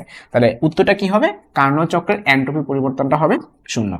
নেক্সট কোয়েশ্চেন, 1 কাপ পানির তাপমাত্রা 100 ডিগ্রি থেকে তুমি 25 ডিগ্রিতে নামানো হলো, ফারেনহাইটের ক্ষেত্রে পরিবর্তনটা কত হবে? আমরা অলরেডি কিন্তু একটা ফর্মুলা শিখছিলাম যে C/5 সমান F - 32/9 সমান K - 273/5। এই ফর্মুলাটা এখান থেকে আসছিল, C - 0/5 সমান মানে সবার কি তুমি উচ্চ বিন্দুটা এবং নিম্ন বিন্দুটা লিখবা, ঠিক আছে? মানে কত ডিগ্রি সেন্টিগ্রেড তাপমাত্রা সে বরফ বিন্দুতে দেখায়, কত তাপমাত্রা সে হচ্ছে বাষ্প বিন্দুতে দেখায়, সেই দুইটা। হ্যাঁ, তো সেলসিয়াস ক্ষেত্রে হবে C - 0 ডিভাইডেড বাই 100 - 0, হ্যাঁ 100 - 0। ফারেনহাইটের ক্ষেত্রে F - কত 32, ফারেনহাইটের ক্ষেত্রে নিম্ন স্থির বিন্দুটা হচ্ছে 32 এবং উচ্চ স্থির বিন্দু হচ্ছে 212, হ্যাঁ। আর কেলভিনের ক্ষেত্রে কি হবে? K - 273 divided by 373 - 273। একটা জিনিস খেয়াল করে দেখো, এগুলো হচ্ছে ডিফারেন্স, এগুলো হচ্ছে তোমার ডিফারেন্স, ওকে? আর নিচের গুলো কিন্তু উচ্চ মাইনাস নিম্ন। আচ্ছা, তাহলে জিনিসটাকে আমরা এইভাবে লিখতে পারি, del C ডিভাইডেড বাই 100 সমান del F ডিভাইডেড বাই কত 180 সমান সমান ডেল কে ডিভাইডেড বাই 100। ঠিক আছে, কাটাকাটি যদি করি তাহলে দাঁড়ায় হলো ডেল সি বাই 5 সমান সমান ডেল এফ বাই 9 সমান সমান ডেল কে বাই 5। তার মানে দেখো এই দুটো কিন্তু মিলে গেছে, নিজে নিজে মিলে গেছে। সো এটা কাটাকাটি করে দিলে ডেল সি আর ডেল কে কিন্তু সমান হয়। এর জন্য বলা হয় যে সেলসিয়াস এবং কেলভিনের ডিফারেন্স কিন্তু সেম, বাট ফারেনহাইটের সাথে সেম না। ডেল সি বাই 5 সমান সমান ডেল এফ বাই 9। তো স্যার বের করতে বলছে কি, যে ফারেনহাইটের পরিবর্তন, তার মানে ডেল এফ স্যার বের করতে বলছে। তো চলো ডেল এফটা বের করে ফেলি। ডেল এফ সমান সমান হবে 9/5, ডেল এফ সমান সমান হচ্ছে 9/5 ইনটু ডেল সি। তো ডেল সি মান স্যার কিন্তু দিয়ে দিছে, দেখো তাপমাত্রা পরিবর্তন সেলসিয়াস স্কেলে 100 থেকে 35। ওনার প্রশ্নে স্পষ্টভাবে বলে দিছে 100 থেকে 35 নামাইছে, তাহলে কত বলো তো 65। তাহলে এখানে তুমি গুণ দিবা 65 দিয়ে। হ্যাঁ, 65 ক্ষেত্রে 5 কাটাকাটি করলে 13 হয়, 3 এর সাথে 7, হাতে থেকে 2, 9 আর 2 কত, 9 আর 2 11। ঠিক আছে, সো আমার আসতেছে 117। তো দেখো অপশন কিন্তু 117 আছে, অপশন এর মধ্যে আছে, এটাই কারেক্ট আনসার। ওকে, নেক্সট নেক্সট কোশ্চেনটা কি, নেক্সট কোশ্চেন হচ্ছে আমাদের আলফা 5.0 এসে কিন্তু ভর্তি চলছে। তো তোমরা হচ্ছে যারা নিয়ত করে ফেলছো সেকেন্ড টাইম হচ্ছে পরীক্ষা দিবা, তোমরা কিন্তু কোর্সে ভর্তি হয়ে যেতে পারো। আচ্ছা, নেক্সটে হচ্ছে আমাদের 2020 সালের কোশ্চেন একটা রয়েছে। তার মানে তাপগতিবিদ্যা থেকে ভালো অ্যামাউন্ট অফ কোশ্চেন কিন্তু আসছে, যে একটি পদার্থ তাপ প্রয়োগ করার পরেও তাপমাত্রা পরিবর্তন হয়নি। হ্যাঁ, নিচের দেখো তাপমাত্রা পরিবর্তন হয়নি, এখন তাপমাত্রা পরিবর্তন কখন হয় না, সমস্ত প্রক্রিয়ার ক্ষেত্রে কিন্তু তাপমাত্রা পরিবর্তন হয় না। ঠিক আছে, আচ্ছা, তো নিচের কোন উক্তিটি এই ঘটনার উপযুক্ত ব্যাখ্যা করে? মানে কি, ধরো তুমি একটা বরফ নিয়েছিলা, সেটা কত 0°C, সেটা কিন্তু গলে গেল, সেটা গলে গেছে কি হলো, পানি হলো, এটাও 0°C। তার মানে সে কিন্তু তার স্টেট বা পদার্থের অবস্থা পরিবর্তন করছে। ক্লিয়ার? তার মানে টেম্পার যদি চেঞ্জ না হয় কিন্তু তাপের যদি পরিবর্তন হয়, তখন সেক্ষেত্রে আমরা বলবো সে তার স্টেট চেঞ্জ করছে বা অবস্থা পরিবর্তন করছে। তাহলে উত্তর কি হবে, পদার্থটি দশা পরিবর্তন হয়। ক্লিয়ার? সো আশা করি এরই মাধ্যমে তোমরা এইটা এই টপিকটা বুঝছো। একটি গাড়ি চলতে থাকলে তার টায়ারের ভিতর কিরকম প্রক্রিয়া চলে। দেখো, টায়ার যখন ফেটে যায়, টায়ার ফাটলে তখন কিন্তু সেটা খুব দ্রুত ঘটে। হ্যাঁ, সেই প্রক্রিয়াটা হচ্ছে রুদ্ধতাপীয়। কিন্তু টায়ারের ভিতরে তাপমাত্রা পরিবর্তন হইতে পারে। হ্যাঁ, চাপে পরিবর্তন হতে পারে, কিন্তু আয়তনে কি পরিবর্তন হয়? তুমি যতই চলো না কেন, টায়ারের ভিতরে যে পরিমাণ বাতাস ছিল সেই পরিমাণে তো আছে, তুমি তো কোনো লিক টিক নাই, তো বলে নাই যে টায়ার তুমি ফুটা করে দিছো। টায়ারের ভিতরে কিন্তু হবে সম আয়তন প্রক্রিয়া। ঠিক আছে, আয়তনে কিন্তু কোনো পরিবর্তন হবে না। তাহলে টায়ার ফাটলে বইলা দিলে বলবা রুদ্ধতাপীয়, টায়ারের ভিতরে বইলা দিলে বলবা সম আয়তনীয়। তাহলে উত্তরটা কি হবে, এই যে ধ্রুব আয়তন বা সম আয়তন। ওকে, তারপরে প্রশ্ন, একটি ত্রুটিপূর্ণ থার্মোমিটার বরফ বিন্দু 5°C এবং স্টিম বিন্দু 99°C, যখন থার্মোমিটার 92°C প্রদর্শন করে, ফাইনাইটের কত হবে? আমি ম্যাথ করাবো না, আমি ত্রুটিপূর্ণ থার্মোমিটার তোমাদেরকে পড়াইছি, সো এটা বাসায় করে নিবা। ঠিক আছে, সো ত্রুটিপূর্ণ থার্মোমিটার থেকে কিন্তু দুইটা কোশ্চেন এসে পড়ছে। ওকে, সো এর মাধ্যমে কিন্তু আমাদের তাপগতিবিদ্যার চ্যাপ্টারটা শেষ। এখন চলে যাচ্ছি আমরা স্থির তড়িৎ চ্যাপ্টারে। তো স্থির তড়িতের মধ্যে টাইপ 1 সর্বপ্রথম যে টাইপটা আছে সেটা কি কুলম্বের সূত্র। সেটা কি কুলম্বের সূত্র। খুবই সহজ একটা সূত্র, যে তোমার দুইটা আধান যদি পরস্পর ডি দূরত্বে থাকে, ধরো এটা Q1 এটা Q2, তারা যদি পরস্পর ডি দূরত্বে থাকে, তাহলে তাদের মধ্যবর্তী যে আকর্ষণ বা বিকর্ষণ বলটা সেটা কি হবে, CQ1 Q2 divided by D square. Clear? আচ্ছা, তো এটা ছিল আমাদের কুলম্বের সূত্রের এফ। এখন এই এফটা কি হতে পারে, এই এফটা পজিটিভ হতে পারে, নেগেটিভ হতে পারে, ডিপেন্ড করে Q1 Q2 এর উপর। তোমার চার্জ যদি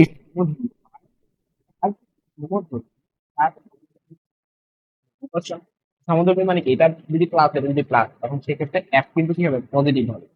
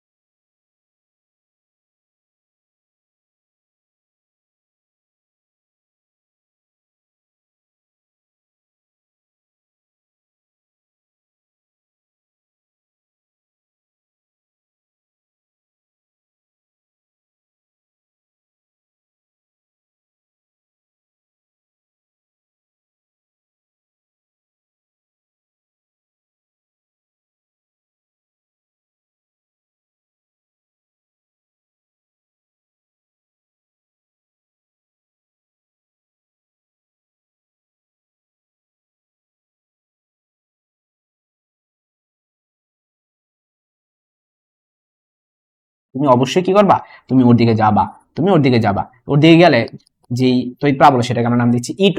তাহলে E1 ডিরেকশন পেয়ে গেলাম, E2 ডিরেকশন পেয়ে গেলাম। এখন দুইটা ভেক্টর যদি একটা বিন্দুতে কাজ করে তাহলে লব্ধি মাঝে কোন একটা জায়গা হয় সেটাকে আমরা E নাম দিলাম। তো এখন E বের করতে হবে। এখন E বের করার ফর্মুলাটা কি, অবশ্যই ভেক্টরের তোমার কনসেপ্ট চলে আসবে। ভেক্টর কনসেপ্ট আমরা কি পড়ছিলাম, যে ভেক্টর লব্ধি সমান সমান ওই যে P square plus Q square plus 2pq cos alpha, তাই না? তোমার কোশ্চেন ভাই আলফাটা কত, আলফা হচ্ছে এই অ্যাঙ্গেলটা, এই অ্যাঙ্গেলে বের করা খুবই সহজ। সমত্রিভুজ বলে দিছি না, তাহলে এটা কত 60 ডিগ্রি, এটা যদি 60 ডিগ্রি হয় এটা কত হবে 120 ডিগ্রি হবে, কারণ এই পুরোটা হলো 180, পুরোটা 180, এতটুকু 60, এতটুকু 120, ঠিক আছে? তাহলে আমরা cos 120 ডিগ্রি লিখে ফেলতে পারি। এখন cos 120 ডিগ্রির মান আবার হচ্ছে মাইনাস হাফ, তাহলে এই টু কাটাকাটি। আবার E1 E2 এর মান সমান হবে, কেমনে সমান হবে আমি দেখাচ্ছি, নিচে দেখাই। E1 টা কি, E1 এর ফর্মুলা হলো CQ/D², এটা হচ্ছে ফর্মুলা, ঠিক আছে? তো C এর ভ্যালুটা আমি C রেখে দিলাম 9 × 10⁹। Q হলো তুমি যার জন্য, যে আধানের জন্য তড়িৎ প্রাবল্য নির্ণয় করতেছো সেই আধানের মান। তো তুমি ফার্স্টে E1 যখন বের করবা, কোন আধানের জন্য বের করতেছো, Q2 না, তুমি Q1 এর জন্য বের করতেছো, Q1 এর জন্যই তো তুমি দূরে চলে গেছিলা। তাহলে Q1 এর মানটা কত 5, তাহলে তুমি এখানে Q1 এর মান বসাই দিবা 5, ঠিক আছে? এবার ডি এর মানটা কত 2, ডি এর মানটা 2, তাহলে 2 স্কয়ার, তাহলে 5 ডিভাইডেড বাই 2 স্কয়ার, তো তোমার কত আসবে, তোমার 5/4 1.25 সি আসবে, ঠিক আছে? মানে তোমার E1 এর একটা মান বের হয়ে গেছে, ঠিক আছে? এটা মানে সি এর মানটা আমি বসাই নাই 9 × 10⁹, এটা পরে আমরা বসাইতে পারবো, সমস্যা নেই। তাইলে E1 কিন্তু বের হয়ে গেল।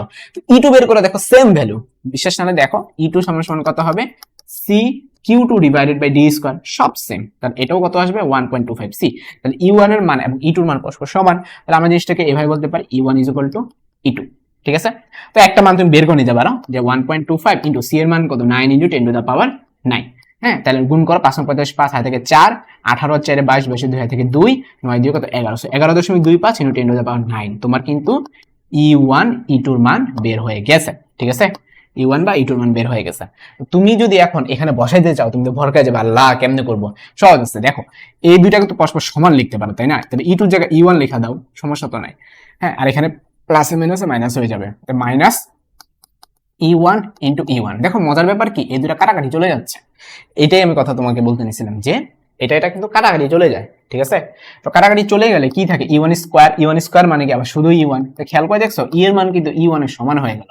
এই জিনিসটা আমি বুঝে দিতেছিলাম যে যদি ভ্যালু যদি সমান হয়ে যায় তখন তুমি যে ইটা বের করছিলে সেটাই তোমার উত্তর, তাহলে এটাই आंसर। তাহলে आंसर হবে কি এটাই, ক্লিয়ার? তাহলে आंसरটা হবে 11.25 × 10⁹ Newton per coulomb, that's it. তো প্রাবল্য এর চেয়ে কঠিন ম্যাথ আর আসবে না। নেক্সট হচ্ছে টাইপ 3। টাইপ 3 হলো তোমার বিভব নির্ণয়, বিভব, ঠিক আছে? ধরো তোমাকে একটা বর্গক্ষেত্র দিয়ে বললো এখানে আধান হচ্ছে +3, হ্যাঁ, ন্যানোকুলম, এখানে হচ্ছে -2 ন্যানোকুলম, এখানে হচ্ছে +5 ন্যানোকুলম। তো এইখানে কত চার্জ Q4 মান কত হলে এই কেন্দ্রে বিভবটা শূন্য হবে, তো আমাদের এত বুঝাবুঝির কিছু নেই, শর্টকাট শিখবো আমরা। শর্টকাটটা হলো এরকম টাইপের যে ম্যাথগুলো আছে সেগুলো কি করবা, সব যোগ করে দিবা, = 0 লিখবা, শেষ। সব যোগ করে = 0 লিখবা। তাহলে 3 - 2 + 5 তারপর কত, হ্যাঁ, +Q4 = 0। তাহলে এখান থেকে Q4 কত আসে বলো তো, 5 3 8, 8 থেকে 2 বিয়োগ করলে 6, ওই পাশে নিয়ে গেলে -6, তাহলে উত্তর হবে -6 ন্যানোকুলম, দ্যাটস ইট। এটা কিভাবে আসছে, বড় ওই টাইপ দিয়ে আসছে, ওগুলো আমাদের জানা দরকার নাই, আমাদের শুধু এমসিকিউ, আমরা শর্টকাটে শিখবো। নেক্সটে হচ্ছে টাইপ 3 এর পরে টাইপ 4 ধারকত্ব। টাইপ 4 হলো ধারকত্ব। এখন ধারকত্বের দুনিয়ার সূত্র, হ্যাঁ, আমরা বেসিক সূত্র থেকে শুরু করি। Number 1, Q = CV। ধারকত্ব, যে একটা ধারক সে কি করে থাকে, চার্জ সঞ্চয় করে, সঞ্চিত চার্জের পরিমাণ কি হবে, ধারকত্বের মান ইনটু দুইটা পাত। আমি যদি একে দেখাই, এই যে সমান্তরাল পাত ধরে কি হয়, এখানে ধরো প্লাস চার্জগুলো জমা থাকে, এখানে মাইনাস চার্জগুলো জমা থাকে, তাহলে এদের মধ্যে অবশ্যই একটা ভোল্টেজ ডিফারেন্স আছে, ওই ভোল্টেজ ডিফারেন্স হচ্ছে V, ওকে? 2 নাম্বার, এই সিটা তুমি কিভাবে নির্ণয় করবা? সি নির্ণয় করার ফর্মুলা হচ্ছে a কে এপসাইলন ডিভাইডেড বাই d। তোমার প্রশ্ন, ভাই a মানে কি? a মানে হচ্ছে পাতের এরিয়া, ঠিক আছে? কে মানে কি, যদি তোমার বায়ু বলে তাহলে কে এর মান 1, অথবা অন্য যদি মাধ্যম বলে দেয় সেই মাধ্যমের তোমার প্রবেশাঙ্ক আর কি, ঠিক আছে? এপসাইলনের মান মুখস্থ 8.854 × 10⁻12, আর ডিটা হচ্ছে এই দুইটা পাতের মধ্যবর্তী দূরত্ব, ঠিক আছে? দুইটা পাতের মধ্যবর্তী দূরত্ব। সো তুমি কিন্তু একটা সি বের করার কিন্তু ফর্মুলা জেনে গেলা। নেক্সট হচ্ছে সি তো বের করলা। এখন এক একটা ধারকত্ব এক এক রকম এনার্জি সে সেভ করতে পারে, তো সেটা ডিপেন্ড করে কয়েকটা জিনিসের উপর, যেমন U equal to half C B square. তো এইখানে তোমার সি ইকুয়াল টু তাহলে কত কিউ বাই বি এখানে বসায় দাও, সি ইকুয়াল যদি কিউ বাই বি বসায় দাও, C equal to Q by B, তাহলে হাফ অফ ভি কিউ হয়ে যায়, ঠিক আছে, এটা একটা ফর্মুলা। আবার আবার তুমি আরেকটা কাজ করতে পারো, তুমি ভি না বসায় তুমি ধরো সি বসাইলাম, মানে একটা সূত্র আরেকটার মধ্যে বসায়, ঠিক আছে। অথবা তুমি এখন একটা কাজ করতে পারো, এখানে একটু আগে কি বসাইছিলা বলো দেখি, সি বসাইছিলা, ওকে, এখন তুমি ভি বসাবা, এখন তুমি ভি বসাবা, ভি সমান সমান কত কিউ বাই সি, এই সূত্রটা বসায় দাও হাফ সি বি স্কোয়ারের মধ্যে, তাহলে কত হয় half into C into V মানে এটা হচ্ছে কিউ বাই সি এর হোল স্কোয়ার, হবে গিয়ে তোমার Q square by two C, okay. তাহলে নতুন সূত্র Q square by two C, তাহলে টোটাল কয়টা সূত্র পাইলা ভাইয়া, চারটা সূত্র পাইলাম, তিনটা সূত্র পাইলাম, ইউ এর কিন্তু টোটাল তিনটা সূত্র পাইলাম, ওকে। এখন ধারকত্ব এইটা যে বের করছি এটা তো ভাই সবার জন্য না, এটা হচ্ছে সমান্তরাল পাত, এটা কি সমান্তরাল পাত। এখন যদি স্যারে যদি একটা গোলক বলে দেয়, এই যেরকম একটা গোলক, এই গোলকের ব্যাসার্ধ যদি আর হয়, তাহলে এটার ধারকত্ব কত, উত্তর হবে 4 পাই এপসাইলন নট আর। তাহলে এটা কার জন্য প্রযোজ্য, এটা গোলকের জন্য প্রযোজ্য, ঠিক আছে। তো এই ছিল আমাদের ধারকত্ব নিয়ে কথাবার্তা। এখন আমরা দেখবো এগ্রিতে কেমন প্রশ্ন আসছে, সেই প্রশ্নগুলো ইনশাল্লাহ সলভ করে ফেলবো, ওকে। তো দেখো প্রথম যে প্রশ্নটা এগ্রি 2022 সালে আসা কোয়েশ্চেন, যে 1 × 10⁻³ ভরের একটি শোলা বল এত চার্জে চার্জিত বলটিকে অভিকর্ষীয় ক্ষেত্রে ঝুলন্ত অবস্থায় স্থির রাখতে কত তড়িৎ ক্ষেত্র প্রয়োজন। দেখো কোনো কিছুকে স্থির রাখতে হলে অবশ্যই তার ওজনকে প্রশমিত করতে হয়। যেমন আমি যদি এই পেনটাকে উপর থেকে ছেড়ে দেই, আমি যদি এই জিনিসটাকে ভাসায় রাখতে চাই, আমাকে কি করতে হবে, ওর ওজন যতটুকু মিনিমাম ততটুকু ওজন কিন্তু আমার উপর দিকে প্রয়োগ করতে হবে, নয়তো কিন্তু নিচে থাকবে না, নিচে পড়ে যাবে। এটা সম্ভব কাগজ দিয়ে, কাগজে যদি আমি এভাবে ছাড়ি সে আস্তে আস্তে নিচে পড়বে, আমি একটা ফু দিলে কিন্তু সে উপরে উঠে যাবে। সো ব্যাপারটাও হচ্ছে সে নিচের দিকে নামতেছে কত বল নিয়ে, সে নিচের দিকে নামতেছে ডব্লিউ ইকুয়াল টু এমজি নিয়ে, তো আমাকে উপরের দিকে উঠাইতে হবে কত বল দিয়ে।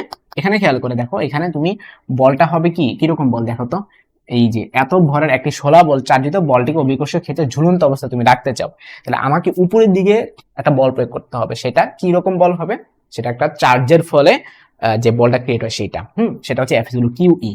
হ্যাঁ, চার্জের ফলে তোমার যদি একটা তড়িৎ ক্ষেত্র থাকে তাহলে সে যে পরিমাণ বল ক্রিয়েট করে সূত্রটা মুখস্থ রাখবে এফ ইকুয়াল টু কিউ ই।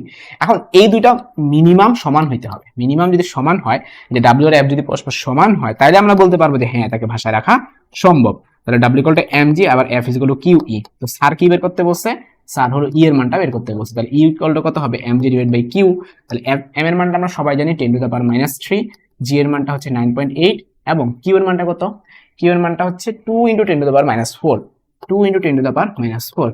এখানে -3 এখানে -4, -4 উল্টায় গেলে কত হয়ে যায় +4, তাহলে -3 +4 হলে 10⁻1 হয়, ঠিক আছে। 10⁻1 হলো উপরে, ওটার সাথে 9.8 গুণ করে দাও, তাহলে 98, 98 কে আবার 2 দিয়ে ভাগ কর 49, তার উত্তরটা হবে 49। দেখছো ক্যালকুলেটর ছাড়া মুখে মুখে এটা ক্যালকুলেশনটা করে ফেললাম, ওকে। Next question, P Q R S আয়তক্ষেত্রের পি কিউ হলো 3 মিটার, কিউ আর হলো 4 মিটার, পি কিউ আর বিন্দুতে যথাক্রমে এত এত আধান স্থাপন করলে এস বিন্দু বিভব করো। দেখো তোমাদের কিন্তু বিভব বের করার একটা টেকনিক শিখাইছিলাম, যে যদি বর্গক্ষেত্র হয়ে থাকে তাহলে কি করবা, সবগুলো খালি যোগ টোগ করে এমনি করে ফেলবা। এখন এইটাতে কিভাবে আছে খেয়াল করে দেখো তো, তুমি চার্জ স্থাপন করছো, এস বিন্দুতে বিভব কত হবে। আচ্ছা এটা তো ওই ম্যাথ না, আমি যেটা শিখেছি এটা ওই ম্যাথ না, ওটা ছিল কেন্দ্রে ওই যে বিভব শূন্য হবে কত আধান স্থাপন করলে, এটা ওই ম্যাথ না। সো ওই শর্টকাটটা করে কোনো লাভ নাই, আমাদের চিত্র এঁকে বেসিক অনুযায়ী আগাইতে হবে, ঠিক আছে। তো পি কিউ আর এস আয়তক্ষেত্রে আমরা যদি একটু আঁকি, দেখো পি কিউ এর মানটা হচ্ছে কম, কিউ আর এর মানটা বড়, তাহলে তুমি কিউ আর এদিকে দাও, হ্যাঁ এদিকে পি দাও, তাহলে তো হয়ে যায়। পি কিউ এর মানটা কম মানে 3, হ্যাঁ, আর কিউ আর এর মানটা হচ্ছে বেশি 4, এখানে 3 এখানে 4 এখানে 3 এখানে 4, দ্যাটস ইট এগুলা। তারপর কি বলছে, পি কিউ আর বিন্দুতে যথাক্রমে +4, পি বিন্দুতে হচ্ছে +4 আধান, কিউ বিন্দুতে হচ্ছে তোমার -5 আধান, হ্যাঁ, আর বিন্দুতে কত +3 আধান। স্যারে কি বলছে, স্যারে বলছে যে চার্জ স্থাপন করলে এস বিন্দুতে বিভবটা কত, এস বিন্দু মানে কি এই জায়গাটা বিভব কত। এখন খেয়াল করো এই বিন্দুতে বিভব সে অনুভব করবে কয়টা চার্জের জন্য, 3টা চার্জের জন্য, মানে একবার পি এর জন্য এস একটা বিভব অনুভব করবে, এই যে এইখানে এই রাস্তা বরাবর সে একটা বিভব অনুভব করবে, এটাকে আমরা কি বলবো, পিএস, ভি পিএস, ঠিক আছে। একটা সে বিভব পাবে পিএস, তারপরে সে কিউ এর জন্য একটা বিভব পাবে, তাহলে এটা হবে এই বরাবর, ঠিক আছে। ডিরেকশন নাই, মানে কোন দিক থেকে কোন দিকে এটা ডিরেকশন নাই, কারণ বিভবের কোনো ডিরেকশন নাই, জাস্ট আমি রেখাটা দেখাই দিলাম। তাহলে এটা কত হবে, ভি কত কিউ এস, আরেকটা হবে আর পয়েন্টের জন্য, এটা কি হবে আর এস, ভি আর এস, তিনটা আমরা যোগ করে দিব। বিভবের ক্ষেত্রে কোনো আগের মতো কোনো ঝামেলা নাই। তো এই প্যারাবোলার তো হচ্ছে একটা ভেক্টর রাশি, এই জন্য তোমার দিকটা ডিপেন্ড করে, দিকটা ডিপেন্ড করলেই হ্যাঁ মানে তোমার মানে সেটা ভেক্টর রাশি, সেক্ষেত্রে তোমার কিন্তু ভেক্টর সূত্র অ্যাপ্লাই করা আছে, এখানে কোনো কিছু লাগবে না, তুমি আলাদা আলাদা তিনটা বাইর করে জাস্ট যোগ করে দাও, ঠিক আছে। এখন নেক্সট যে কাজটা করবা, ভিপিএস, তাহলে এখান থেকে এখানে তুমি আসতেছো, তাহলে ভি এর বেসিক ফর্মুলা কি ছিল? ভি এর বেসিক ফর্মুলা হচ্ছে তোমার হচ্ছে C Q divided by D. হ্যাঁ, তাহলে ভি কিউ এসটাও কি লিখবা? C Q divide by D, C Q divide by D. And প্রত্যেকটা ডি কি সেম হবে? না, আলাদা আলাদা হবে।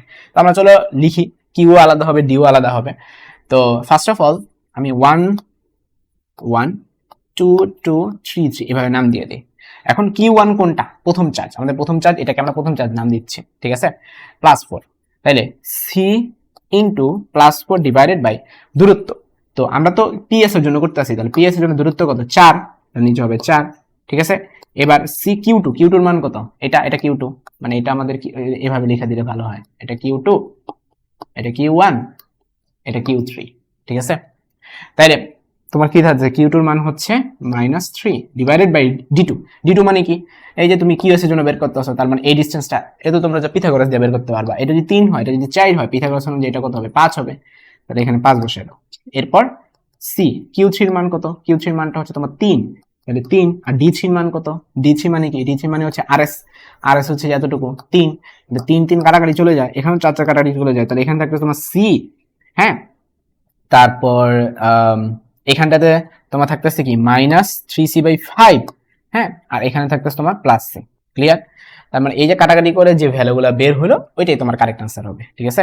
তাহলে আনসারটা থাকতেছে তোমার সি এর সাথে যদি আমরা সি যোগ করি তাহলে 2c হয়, তাহলে 2c - 3c/5, 2c - 3c/5। আচ্ছা, এবার লসাগু নাও, তাহলে 5 যদি নেই, 10c - 3c মানে 7c, তাহলে 7 ইন্টু 9 ইন্টু 10⁹ ডিভাইডেড বাই কত? 5। ওকে, আচ্ছা। তো এরপর হচ্ছে তোমার কাজ হচ্ছে কি, জাস্ট ভ্যালুগুলো বসিয়ে দেওয়া। আচ্ছা, আমি এখানে হয়েছে কি, নিজের হাতে লেখা নিজে চিনি না আমি, এটা তো 5 কে আমি 3 ভাবছি, এটা হচ্ছে 5 ছিল। এই দেখো প্রশ্নে স্পষ্ট ভাবে -5 লেখা, বাট আমি বসে রাখছি -3, ঠিক আছে। নিজের হাতে লেখা নিজেই চিনি নাই, তাহলে এটা যদি ঠিক করে ফেলি, এখানে অ্যাকচুয়ালি এটা হচ্ছে 3 না, এটা 5। এটা কত? 5, ঠিক আছে। তো সেই ক্ষেত্রে এখানেও 5 5 কিন্তু কাটাকাটি চলে যায়, তাহলে আমি জিনিসটা যদি একটু কারেকশন করে দিই, এটা কি দাঁড়ায় বলো দেখি? এখানে সবই কাটাকাটি চলে যাচ্ছে, কাটাকাটি গিয়ে এখানে থাকতেছে শুধুমাত্র সি, এখানে 5 5 কাটাকাটি, এখানে 3 3 কাটাকাটি, এখানে 4 4 কাটাকাটি, তার মানে -c থাকতেছে, আর এখানে আবার +c থাকতেছে। তো এই দুটো কাটাকাটি করে দিলে উত্তর হবে শুধু সি, অর্থাৎ 9 × 10⁹ এরকম প্লাস আকারে, ঠিক আছে। সো তাহলে সঠিক উত্তরটা বের হয়ে গেল। ওকে, তার উত্তরটা হবে প্লাস আকারে, +9 × 10⁹ আশা করি পুরোপুরি ক্লিয়ার। নেক্সট চলে যাচ্ছে 3 নম্বর প্রশ্নটা। দেখো, এগ্রি 2022 সালে কতগুলো প্রশ্ন আসছে একটা চ্যাপ্টার থেকে। এ বি দুটি সমান্তরাল পাত ধারক, উভয় ধারকে প্রতিটি পাতের ক্ষেত্রফল এত এবং পাতের মধ্যে দূরত্ব এত, ধারক দুটিকে শ্রেণীর সমবায় যুক্ত করলে তুলে ধারকত্ব কত হবে? শূন্য একটা কোশ্চেন কিন্তু। তো তুমি ফার্স্ট অফ অল C1 এর মান নির্ণয় করো। প্রথম ধারক কি বলছে? এ বি দুটি সমান্তরাল পাত ধারক, উভয় ধারকে প্রতিটি পাতের ক্ষেত্রফল এত এবং ডি এর, তুমি এ জানো, ডি জানো, ঠিক আছে। আচ্ছা, তো এখন এ ডি তুমি যদি জানো, তাহলে ফর্মুলা অ্যাপ্লাই করে ফেলো, A K epsilon naught divided by D. Clear? তো এ হচ্ছে গিয়ে 1.5, কে এর মান 1, কেন? কারণ হচ্ছে কোনো কিছু না বলে দিলে সেটা বায়ু ধরে নিতে হয়। হ্যাঁ, এপসাইলন নট থেকে যাক, এবং ডি এর মানটা হলো গিয়ে তোমার 0.015, বা জিনিসটাকে আমরা এইভাবে লিখতে পারি 1.5 epsilon divided by 1.5 into 10 to the power কত? -2, কারণ 1 2 ঘর নিলেই তো এটা উপরের সাথে মিলে যায়।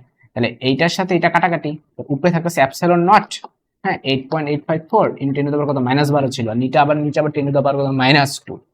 -12 আবার যদি -2 হয়, -2 উল্টে গেলে +2 হয়ে যায়, তাহলে -12 +2 করলে -10, 8.854 ইনটু 10 টু দি পাওয়ার 10, এটা আমরা পাই গেলাম C1 এর।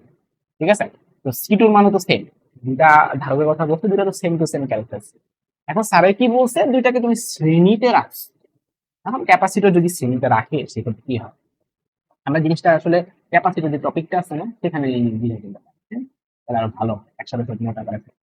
ক্যাপাসিটর যদি সিরিজে থাকে, হ্যাঁ, সিরিজে যদি থাকে,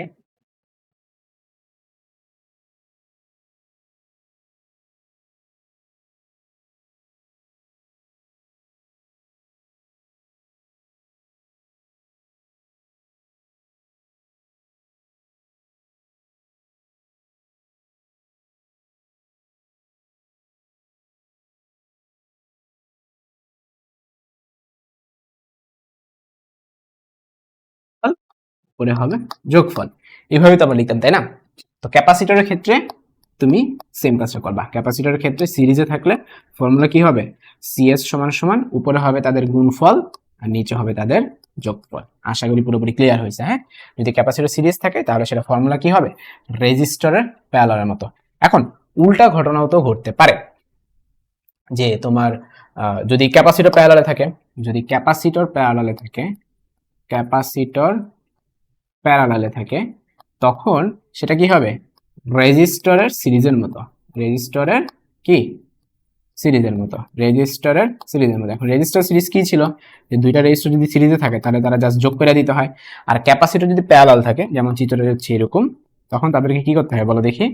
জাস্ট যোগ করে দিতে হয়, দ্যাটস ইট। সো এই টেকনিকগুলা, এই জিনিসগুলো তোমরা একবার জেনে রাখলে আজীবনও ভুলবা না।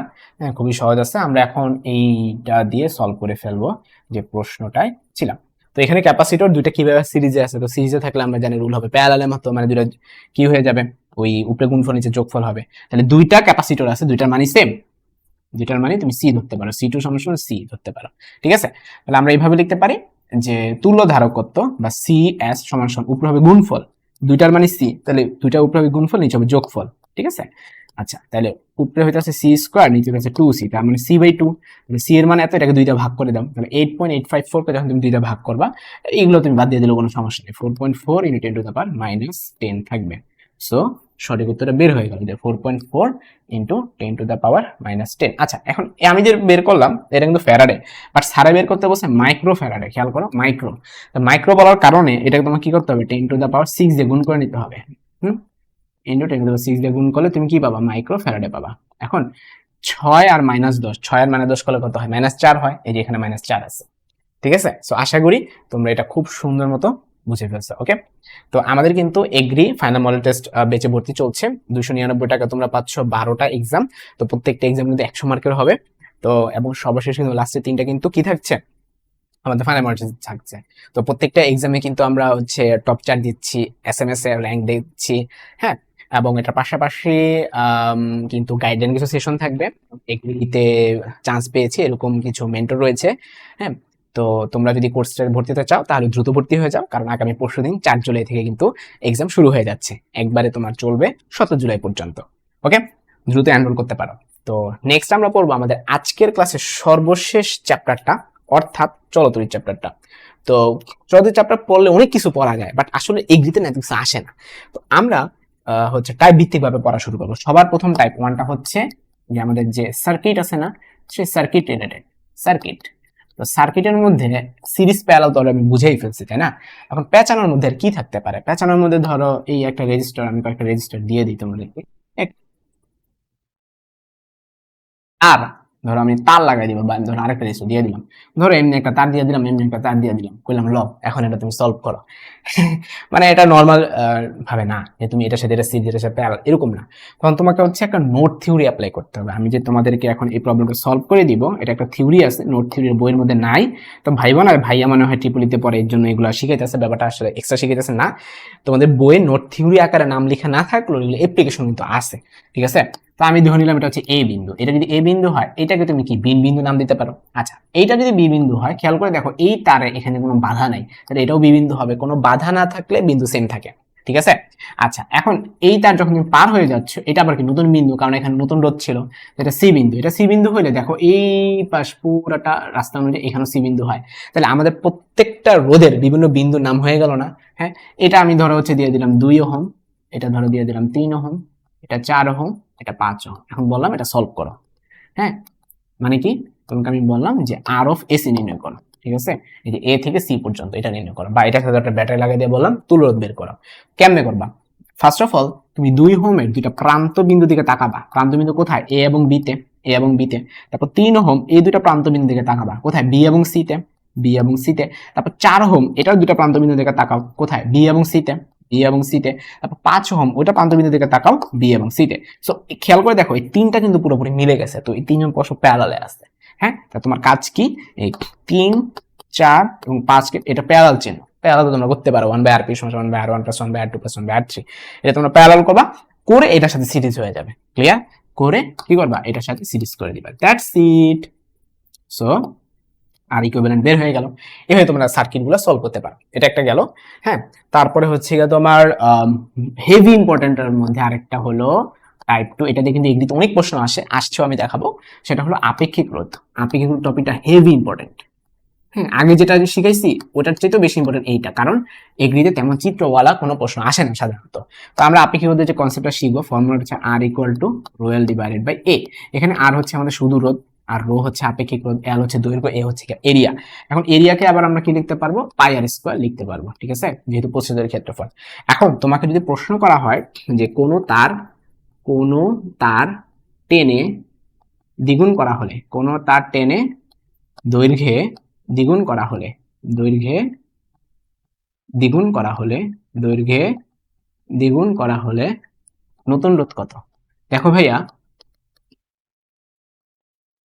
কোনো কিছু যদি তুমি দৈর্ঘ্য চেঞ্জ করো, হ্যাঁ, তুমি একটা তার এরকম ছিল আগে, ধরো তুমি এটাকে টান দিছো, তাহলে এটা কি চিকন হয়ে যাবে না? এটা আগে চেয়ে চিকন হয়ে যাবে না?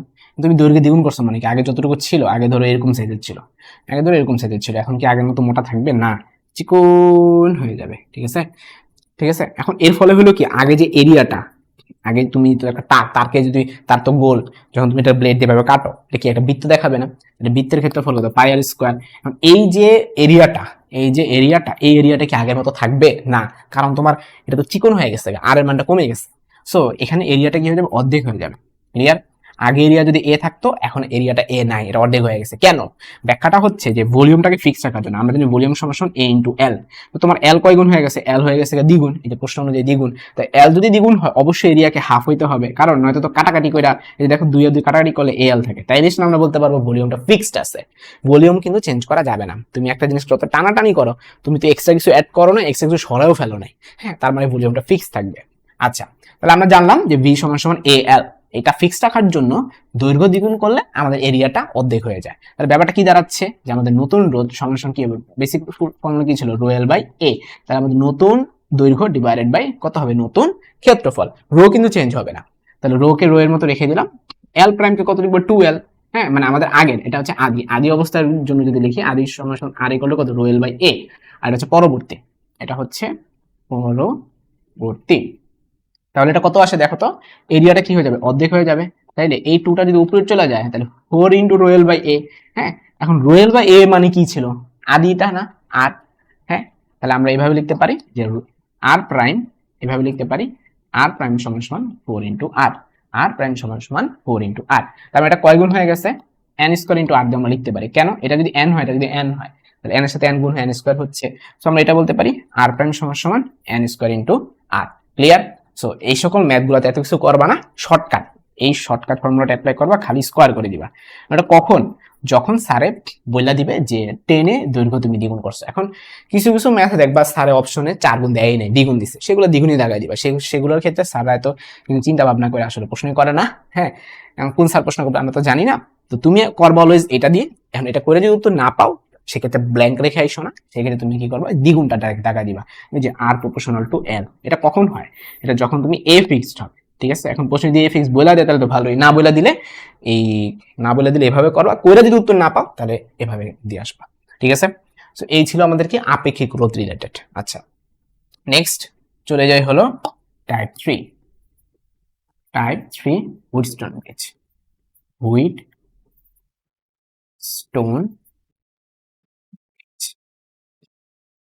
হুইটস্টোন ব্রিজটা হচ্ছে এরকম, এখানে একটা রোধ, এখানে একটা রোধ, এখানে একটা রোধ, এখানে একটা রোধ, আর মাঝখানে কি থাকবে, একটা গ্যালভানোমিটার থাকবে। ঠিক আছে, এটা পি, এটা কিউ, এটা আর, এটা এস, আর এখানে ব্যাটারি যুক্ত থাকবে। এখন তুমি কি চাচ্ছ, যে এই হুইটস্টোন ব্রিজটাতে কোন কন্ডিশনের ক্ষেত্রে এটা সাম্যাবস্থা থাকে। সাম্যাবস্থা মানে কি, এখানে যে পরিমাণ কারেন্ট যাবে, এখানে যদি সেই পরিমাণ কারেন্ট যায়, দুটা কি মিনিমাইজ করে 0 অ্যাম্পিয়ার হয়ে যায়। তো সেক্ষেত্রে ফর্মুলাটা হচ্ছে, সাম্যাবস্থার ফর্মুলা হচ্ছে P by Q is equal to R by S. এই ফর্মুলাটা মনে রাখবা। ক্লিয়ার? আর পরীক্ষায় ম্যাথ আসে এরকম যে তোমার ধরো স্যারে পি এর মান দিয়ে দিবে, কিউ এর মান দিয়ে দিবে, আর এর মান দিয়ে দিবে, এরপরে বলবে যে এস এ কত রোধ হচ্ছে যদি আমরা রাখি, তাহলে সেটা সাম্যাবস্থা থাকবে। আবার অনেক সময় আরেকটু ঝামেলাওয়ালা প্রশ্ন দেয়, যেমন ধরো তোমার এস এর মানও দিয়ে দিবে, তোমার ধরো এস এর একটা মান দিয়ে দিবে, কিন্তু এমন মান দিবে যেটা সাম্যাবস্থা থাকবে না, এমন একটা মান দিবে সেটা সাম্যাবস্থা থাকবে না। যেমন এক্সাম্পল হিসেবে যদি তোমাদের বলি, ধরো এটা দিয়ে দিল 2, এটা দিয়ে দিল 4, হ্যাঁ, আর এটা দিয়ে দিল তোমার হলো 5, তাহলে সাম্যাবস্থা থাকার জন্য এটা কত থাকা উচিত? দেখো 2/4 করলে হাফ হয়, ঠিক আছে? তাইলে এখানে 5/10 থাকার কথা, 10 থাকলে হাফ হইতো। বাট স্যারা এখানে ধরো 10 দিল না, স্যারা এখানে 10 না দিয়ে তোমার সাথে দুষ্টামি করে 20 দিয়ে দিল। এখন তুমি একটু বিপদে পড়ে গেল না? হ্যাঁ, কারণ সাম্যাবস্থা তো এখানে নাই। এখন তোমারে বললো কি এই এস এর সাথে কি রোধ, আমি প্রশ্নটা লিখিয়ে দিই। প্রশ্ন হচ্ছে এস এর সাথে কত মানের রোধ, এগুলো কিন্তু তোমরা ইন্টারে করছো খুব ভালো মতো। কত মানের রোধ কিভাবে যুক্ত করলে, কত মানের রোধ কিভাবে যুক্ত করলে সাম্যাবস্থা থাকবে, যুক্ত করলে সাম্যাবস্থায় থাকবে, সাম্যাবস্থায় থাকবে, এই হচ্ছে আমাদের প্রশ্ন। তো প্রথম কথা হইতেছে তার মানে এটা সাম্যাবস্থা নাই। এখন সাম্যাবস্থা থাকার জন্য কি পরিমাণ এস দরকার সেটাকে বের করতে হবে। তো ফর্মুলা কি? P by Q is equal to R by S. আর এই এস তো স্যার একবার এস লিখছে, তুমি আবার এস লিখতে পারবা? পারবা না। তুমি নতুন একটা এস বের করতে চাও, মানে এখানে নতুন একটা রোধ বের করতে চাও টোটাল, তাহলে এটাকে আমি এস প্রাইম নাম দিলাম। তো পি এর মান হচ্ছে তোমার 2, কিউ এর মান হচ্ছে 4, আর এর মান হচ্ছে 5, এস প্রাইম যদি নাম দিই, কোনাগুনি যদি গুণ করি, হ্যাঁ, এস প্রাইমের মান তুমি পাবা 10, ঠিক আছে? 2 10। এখন তার মানে কি আমার এখানে 10 রোধ বানাইতে হবে, বাট আছে 20 রোধ, বানাইতে হবে 10 রোধ। এখন কিভাবে সম্ভব? এটা উত্তর হচ্ছে প্যারালাল করে। দেখো তোমার হচ্ছে আছে হলো 20, আছে 20 ওহম, বানাতে হবে 10 ওহম। এটা কিভাবে সম্ভব? রোধ আবার কেমনে কমায়? এটা বিয়োগ করে কি রোধ কমানো সম্ভব? উত্তর হচ্ছে না, উত্তর হচ্ছে প্যারালাল করে। তোমার আগের থেকে কত ছিল? এস এর মান 20 ছিল, ঠিক আছে? তুমি নতুন একটা রোধ যদি প্যারালাল অ্যাড করো এক্স পরিমাণ, হ্যাঁ, এই দুইটা প্যারালাল করার পর যে মানটা বের হবে এস প্রাইম, এই মানটা তোমাকে 10 বানাইতে হবে, ঠিক আছে? মানে আদি রোধ হচ্ছে এস, তুমি নতুন একটা এক্স অ্যাড করবা, যার ফলে নতুন রোধটা হয়ে যাবে 10। ক্লিয়ার? সো আদি রোধটা হচ্ছে কত? আদি রোধটা হচ্ছে 20। তুমি এমন একটা রোধ প্যারালাল অ্যাড করবা যাতে নতুন রোধটা হয়ে যাবে 10। ক্লিয়ার?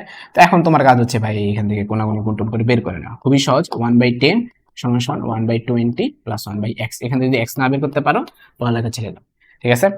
এই হলো গিয়ে ঘটনা। তো এর মাধ্যমে আমাদের কি হুইটস্টোন ব্রিজ শেষ। ক্লিয়ার?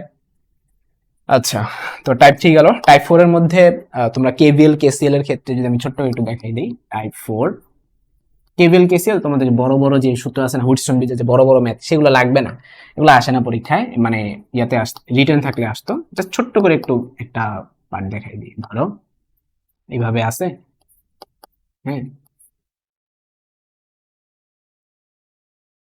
ধরো এটা হচ্ছে E1 E2, আমি জাস্ট সূত্রটা বুঝাই দিব। এটা R1, এটা R2, এটা R3। এখান থেকে যে কারেন্টটা যাচ্ছে, E1 পরিমাণ একটা কারেন্ট বের হইছে, রাইট? এখান থেকে একটা কারেন্ট বের হইছে, E2 পরিমাণ কারেন্ট বের হইছে, সরি ই বলতেছি কেন, I2, এখান থেকে I2 পরিমাণ কারেন্ট বের হইছে, আর এখান থেকে I1 পরিমাণ কারেন্ট বের হইছে। এই দুইটা কারেন্ট এই জায়গাটা এসে জোড়া লাগা কি হয়ে গেছে? I হয়ে গেছে। তাহলে আমরা এটা বলতে পারি I সমান সমান I1 প্লাস I2। এটাই কেসিএল, এটাই কেসিএল। কেসিএল মানে কি? কার্শফস কারেন্ট ল। যে পরিমাণ কারেন্ট ঢুকে সেই পরিমাণ কারেন্ট বের হয়। দেখো এখানে কারেন্ট ঢুকতেছে I1 I2 পরিমাণ কারেন্ট ঢুকতেছে, তাহলে বের হবে কত? I পরিমাণ। কেসিএল শেষ। এবার আসো কেভিএল। কেভিএল অ্যাপ্লাই করতে হবে লুপের মধ্যে। তুমি এটাকে নাম দিলা লুপ 1, এটাকে নাম দিলা ধরো লুপ 2, ঠিক আছে? এখন লুপ 1 লুপ 2 তে কি করতে হয়? মানুষ কল্পনা করতে হয়। তুমি ধরো একটা মানুষ এখানে দাঁড়ায় আছো, হ্যাঁ, তুমি একটা মানুষ, তুমি এখানে দাঁড়ায় আছো। এখন তুমি কি করতে চাও? পুরো লুপটা ঘুরতে চাও, ঠিক আছে?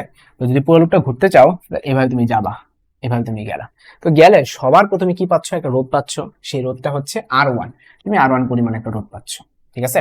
তাহলে ঢোকার সময় পজিটিভ, বের হওয়ার সময় নেগেটিভ। ঢোকার সময় পজিটিভ, বের হওয়ার সময় নেগেটিভ। ঢোকার সময়, এটা তো একটা ব্যাটারি, ব্যাটারি এটা তো ছোট প্রান্ত, এটা মাইনাস, এটা বড় প্রান্ত, এটা প্লাস, এভাবে দিবা, ঠিক আছে? আচ্ছা, তাইলে এখন তুমি যে কাজটা করবা, তুমি ঢোকার সময় দেখবা কোন চিহ্নটা পাচ্ছ। তুমি পজিটিভ চিহ্ন পাচ্ছ, ঠিক আছে?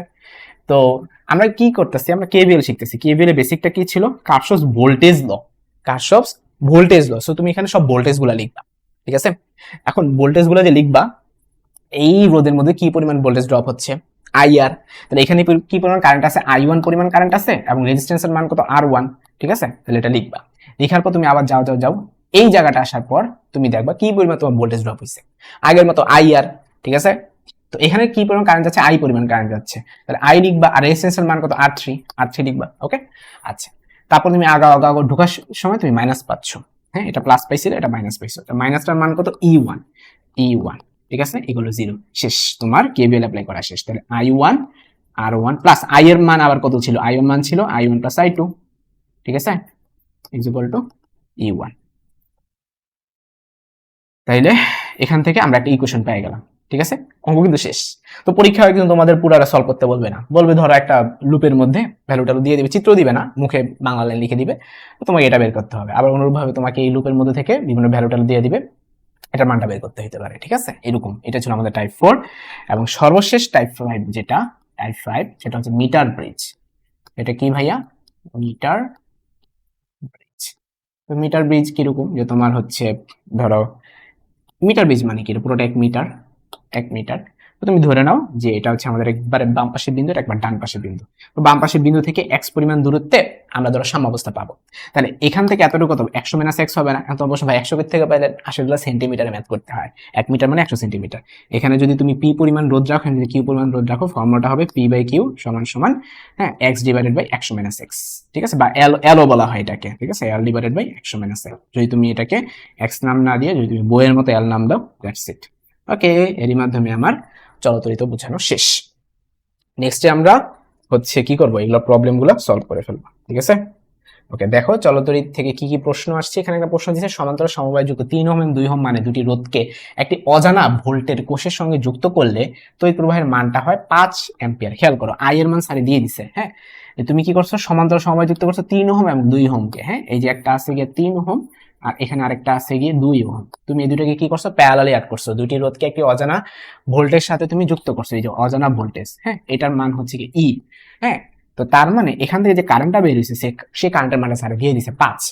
রোধ দুইটি শ্রেণীবদ্ধভাবে যুক্ত করলে কত অ্যাম্পিয়ার তড়িৎ প্রবাহ পাওয়া যেত। তো তুমি যখন ই এর মানটা তো তোমার জানা থাকা লাগবে, তাই না, তো স্যার আই এর মানটা 5 দিয়ে দিছে, হ্যাঁ, তাহলে আমরা ফর্মুলা কি জানি, I is equal to E divided by R equivalent, তাই না। আচ্ছা, তো আই এর মানটা হচ্ছে গিয়ে তোমার 5, তাহলে 5 সমান সমান ই এর মানটা কত, ই এর মানটা হচ্ছে জানি না, বের করব। আর আর ইকুইভ্যালেন্ট কি, এই দুটোকে তুমি ইকুইভ্যালেন্ট করবা, 3 আর 2 কে ইকুইভ্যালেন্ট করলে ফর্মুলা উপরে গুণফল নিচে যোগফল, 3 2 6 নিচে 5, 6 কে 5 দিয়ে ভাগ করলে 1.2 হয়, তাহলে এখানে হবে 1.2। তাহলে আমরা যদি কোনাকুনি গুণ করি, ই সমান সমান 5 12 60, তো এখানে 6.0 ভোল্ট হবে। তো আমরা ভোল্টেজ জেনে গেলাম। এখন স্যার বলছে দুইটাকে তুমি সিরিজ করবা, তার মানে কি, এই যে 3 ওহমের সাথে 2 ওহম সিরিজ করবা, 3 ওহম এবং 2 ওহমকে সিরিজ করবা, ঠিক আছে। তো সিরিজ করলে আমরা লিখে ফেলতে পারি আই ইজ ইকুয়াল টু কি হবে, আবার আগের মতো E divided by R equivalent. এখন আই এর মানটা আমরা বের করব, ই এর মান তো ফিক্সড, মানে যেটা ছিল ব্যাটারি তো চেঞ্জ করিনি, আর ইকুইভ্যালেন্ট কিন্তু চেঞ্জ হয়ে গেছে, 3 আর 2 যোগ করে 5 হবে, 6 ভাগ 5 করলে 1.2 হয়। So the correct answer is 1. ঠিক আছে। নেক্সট কোয়েশ্চেন, একই উপাদানের তৈরি দুইটি রোধ এ এবং বি, তাদের দৈর্ঘ্যের অনুপাত হচ্ছে 2:1 এবং ব্যাসের অনুপাত হচ্ছে 4:1, তাদের রোধের অনুপাত কত।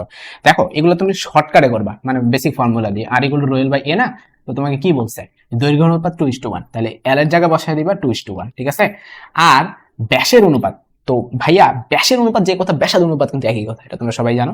আমরা সবাই জানি A equal to pi R square. তাহলে আমরা নিচে কি করব, এই পায়ের কোনো দাম নাই, কারণ এগুলো আমরা প্রপোর্শনাল করতেছি, প্রপোর্শনাল করলে কনস্ট্যান্ট গুলো বাদ দিয়ে দিতে হয়। সো রো বাদ পাইও বাদ, তাহলে বাকি রইলো কি আর স্কয়ার বাকি রইলো। সো নিচে কি করবা, আর স্কয়ার বসাই দিবা, আর স্কয়ার মানে কি 4:1টা বসাই দিবা, ঠিক আছে, 4:1 কি আকারে, স্কয়ার আকারে বসাই দিবা, স্কয়ার আকারে। তার মানে যদি আমি একটু সুন্দর করে লিখি, রোয়েল ডিভাইডেড বাই পাই কত হবে, আর স্কয়ার, এইভাবে, ঠিক আছে। ওকে, তার উত্তর কত আসতেছে, 2:1 ডিভাইডেড বাই 16:1, ঠিক আছে। তাইলে 2/1 16/1, তাহলে 2/1 ইন্টু 1/16 কাটাকাটি করলে 1:8 আসে, ঠিক আছে। সো উত্তরটা আসবে 1:8, উত্তরটা আসবে 1:8। ওকে, 1200 ওয়াটের একটি ইস্ত্রি 30 মিনিট কাজ করলে কত বৈদ্যুতিক শক্তির প্রয়োজন হবে। তো স্যার হচ্ছে এখানে পি দিয়ে দিছে, স্যার হচ্ছে এখানে পি দিয়ে দিছে, তারপরে এখানে টি দিয়ে দিছে, তারপর এখানে তোমার ডাব্লিউ বের করতে পারেন, basic formula W equal to PT. তো পি এর মান হচ্ছে তোমার 1200 ইন্টু টি এর মান হচ্ছে 30 মিনিট, তার মানে 30 ইন্টু 60। তো এখানে বসাই দিলে তুমি যে উত্তরটা পাবা এটা জুল এককে। তো তোমাকে এটা আবার কি করতে হবে, কিলোওয়াট আওয়ারে নিতে হবে, স্যারের অপশন কিলোওয়াট আওয়ারে দিয়ে দিচ্ছে।